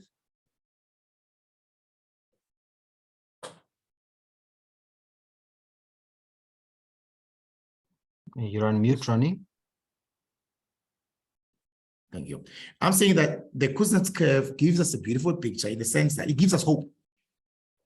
Given the results I've presented here, which shows that the benefits, economic benefits of using renewable energy are only experienced for short term. In the long term, those benefits fall away. So the Kuznets curve, against all that evidence, gives us hope to say that do not throw this thing away. Continue with the renewable energy. However, do not worry the fact that the pollution intensifies. As time goes, it will then decline. Hence, we see that declining phase towards 2015, which is what made me happy when I saw the results, So given policy uncertainties, I think our problem, besides policy uncertainties, South Africa suffers from structural problems. Look, as any other country, we use fiscal policy, we fiscalists. I was talking to my students last night about this thing. And we also use monetary policy. Recently, we had our interest rate increasing, So we are very strong in using these two policies, but little is being done about structural issues. The problems are in the structural level. So all these policies are diluted by the fact that your structure is still based on inequality. A particular model we tested about 2020 proved to us that if you put 1 rand in South Africa, 1 rand in South Africa as an investment, 60 cents goes to the rich, 30 to the middle class, only a 10 cent will go to the poor. So it's a problem, the structure is a problem, and also look at that evidence there about unemployment. It says in a short run, as of the second leg, we use annual data. So almost after a year of investment, you get positive results in terms of fighting unemployment. So when we sit and think and analyze the results further, we say it could be that maybe the jobs that are created in this sector are short-term jobs. It could just be a project to put up this structure. And when these turbines are running, your job is over, it's gone. So how do we sustain? How do we make this sustainable? How do we create a long-term kind of sustainable jobs? So, could be lack of skills, we don't know. But it shows that use of renewable energy does have some economic gains, however, they're not sustainable. So we need to think of ways, how do we make this sustainable? How do we make this graph not to decline, but to move all the way in the upward trajectory? So it talks about issues of that, to say that the renewable energy strategy should not just be based on one angle or one thing. It should be a all-encompassing, comprehensive strategy that looks at all avenues, at all areas, where then we can know that if we fix this problem using renewable energy, the other sectors of the economy also come to party. So ultimately, this is a multilateral approach and a comprehensive strategy to try and resolve these problems. If you want to use renewable energy as a strategy to create your jobs, as a strategy to grow the economy, whilst keeping the environment clean. So that's my response, Professor Barra. Thank you very much, Prof. Ronnie. I think you are raising very critical matters. Reading from the chart, from David says, have we looked into the South African Department of Recreation to formalize the circular economy so as to create jobs and produce indifferent scale of energy that is accessible to everyone? And then from Kali Martha says, look at energy access as a multiplier for economies of scale. And I think she shared some of the links that one can consider. There's another from the chart, as mentioned in this article, green jobs will not match the needs for communities undergoing transition. We need other economies to be lifted up. And as we wrap up, I'll ask Mr. Puchari, Mr. Puchari, is there any opportunities in India, to drive access, to finance of these renewable energies? Certainly, Professor. So as far as Indian municipal level, issuing is concerned, we are witnessing some early shoots, green shoots in this direction. Moreover, we are also setting up our own domestic carbon market systems. I think Gujarat has become the pioneering state to set up a gas exchange. So this will drive to an extent our transition to renewable energy, as more and more consumers are being forced by market dynamics to transition. I believe it will also help in catalyzing more renewable energy finance, as well as transition towards energy sources. Second point is with respect to the government's decision on issuing the sovereign green bonds. Now, in multiple countries, we have seen these sovereign green bonds getting oversubscribed by multiple times. So there is definitely an interest and the financial drive in the domestic as well as an international market as well to charter this success story towards renewable energy sources through green financing. However, while playing the devil's advocate, I would say that the challenges are also far too significant. If you would look at Europe's situation, for example, including Germany particularly, some of these countries are transitioning towards conventional fuel sources as a short-term transitionary measure. And this is going to impact negatively in the external situation beyond Europe. The forced with the commodity prices, higher inflation, and lesser resources at their wherewithal, other countries might also be forced to look for cheaper options, which might not be as resilient as the renewable energy sources. So I would not be surprised if you would see in the transition, at least in the short term, more countries delaying their prospects of turning towards renewable energy sources. However, the only mechanism to counter that would be to isolate the renewable energy sources sector from external pressures. I mean, the domestic sector from external pressure, so that you can have your own dedicated financial resource pool, as in case of India. It was developed, it levied a cess on the coal that was consumed, and this financial resource was used for financing transition towards renewable energies. So these could be, the early mechanisms. The green bonds is definitely the one, the domestic ones. So these could be the measures through which a sovereign country can ensure that its transition towards renewable energy is continuous without any disruptions. But yes, largely the global finance mobilization on climate finance is still challenged. I would like to highlight that. Thank you. Thank you very much, Mr. Puchari, giving us that perspective of access to finance. There are still opportunities out there, the green bonds. I think it goes back to the question of Krish, that we need to start defining this green so that we don't have any exclusions. But having said that, I think we want to thank all of you for joining us. I'm just going to give a summary of these proceedings, and then we'll then ask Ira to give us some closing remarks, just to share some of the perspectives with you on the screen. I'm not sure whether my screen is there, Krish. Yes, we can see it. Thanks, Chair. Yeah, so I'm just going to give some, this summation briefly, just so that we can just gather our thoughts together. We raised these big questions that I've been asking, getting responses from the panel, the issues of what is green, any other opportunities to drive access to finance, how do we promote policy certainties? I think that's very important question in South Africa. It's a big question because of the policy certainties that we talked about here, which can drive away the investors if we don't have a politically stable environment. How do we develop local industrialization and manufacturing? And we have been talking more about the wind farms, the case studies coming from Derek, Tanyani, and Taia.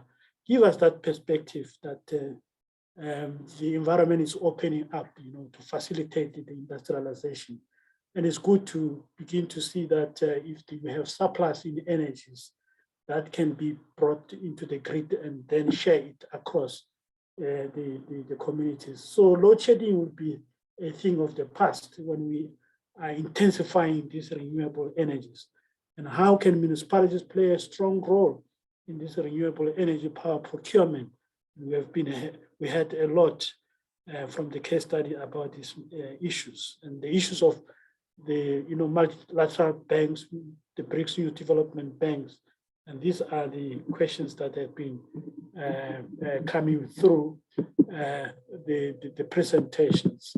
And my observations basically is on these key questions or key issues that have been flowing through.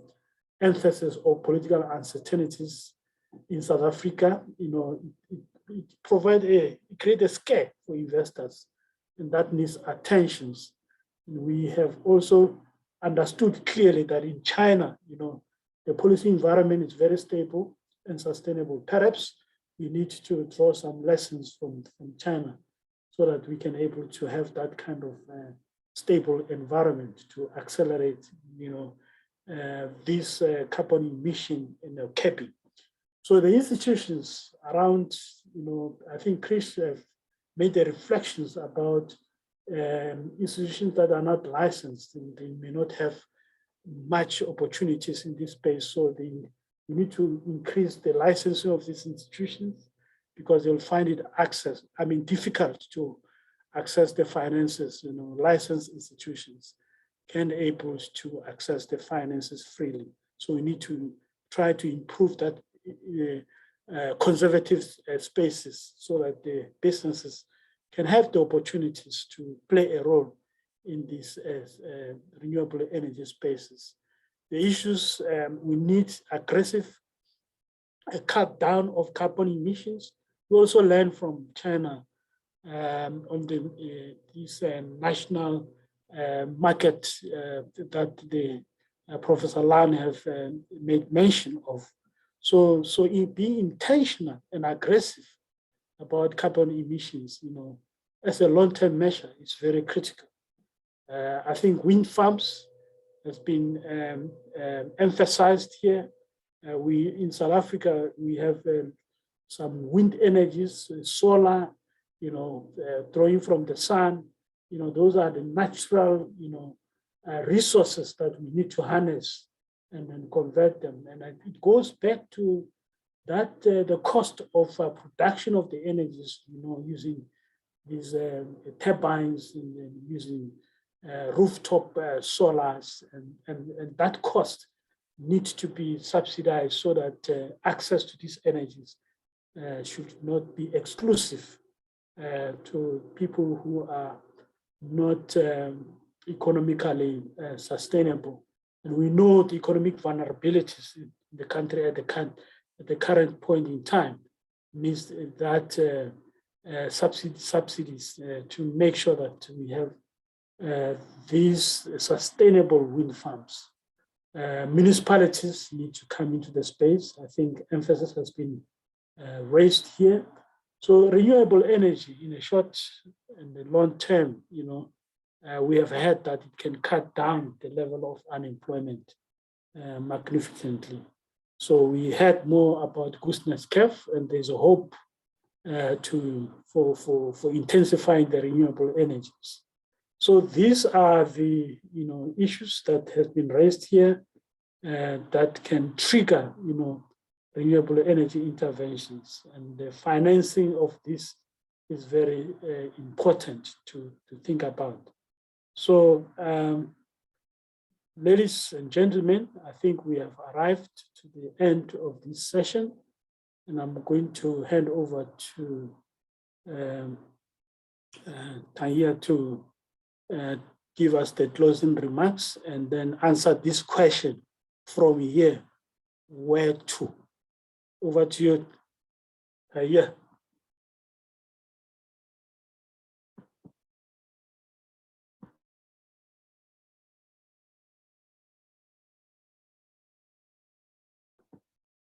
Do we still have Taya here or Krish? Oh, I'm sorry. I apologize. I was on mute. I'm so sorry about that.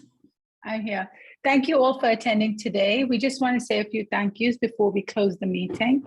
We'd like to thank our project sponsor, the National Institute for Humanities and Social Sciences, for all their efforts. Most importantly, we'd like to thank our two speakers, Mr. Damodar Pujari from Gateway House in India and Prof. Han Lang from Renmin University in China, for committing your time to this dialogue and for sharing your insights. Your inputs are invaluable in shaping our work going forward. We'd also like to thank the organizers from our fellow BRICS think tanks for sharing the invitation in their respective countries, which you could see in our wonderful turnout. We would also like to thank every one of you for joining today. Your contributions will be crucial in helping us determine key issues we need to focus on to finalize our research. And we want you to know that your contribution will help us prepare a policy brief that is targeted to South Africa's policymakers. Secondly, all the inputs today will help inform the details of a broader BRICS study where we will identify solutions to accelerate renewable energy financing and adoption. With that, I'd like to officially bring this meeting to a close and thank each and every one of you for attending. Thank you, Taya. Anybody who can switch on the cameras, we can do so. Perhaps just to take a screenshot, and Chris is ready to do so. Just open all your cameras as we say goodbye to all of you. Thumbs up, and thank you, Taya, for the excellent, remarks coming from yourself as we bring this seminar to a close. Are we all on cameras? Just open all of them.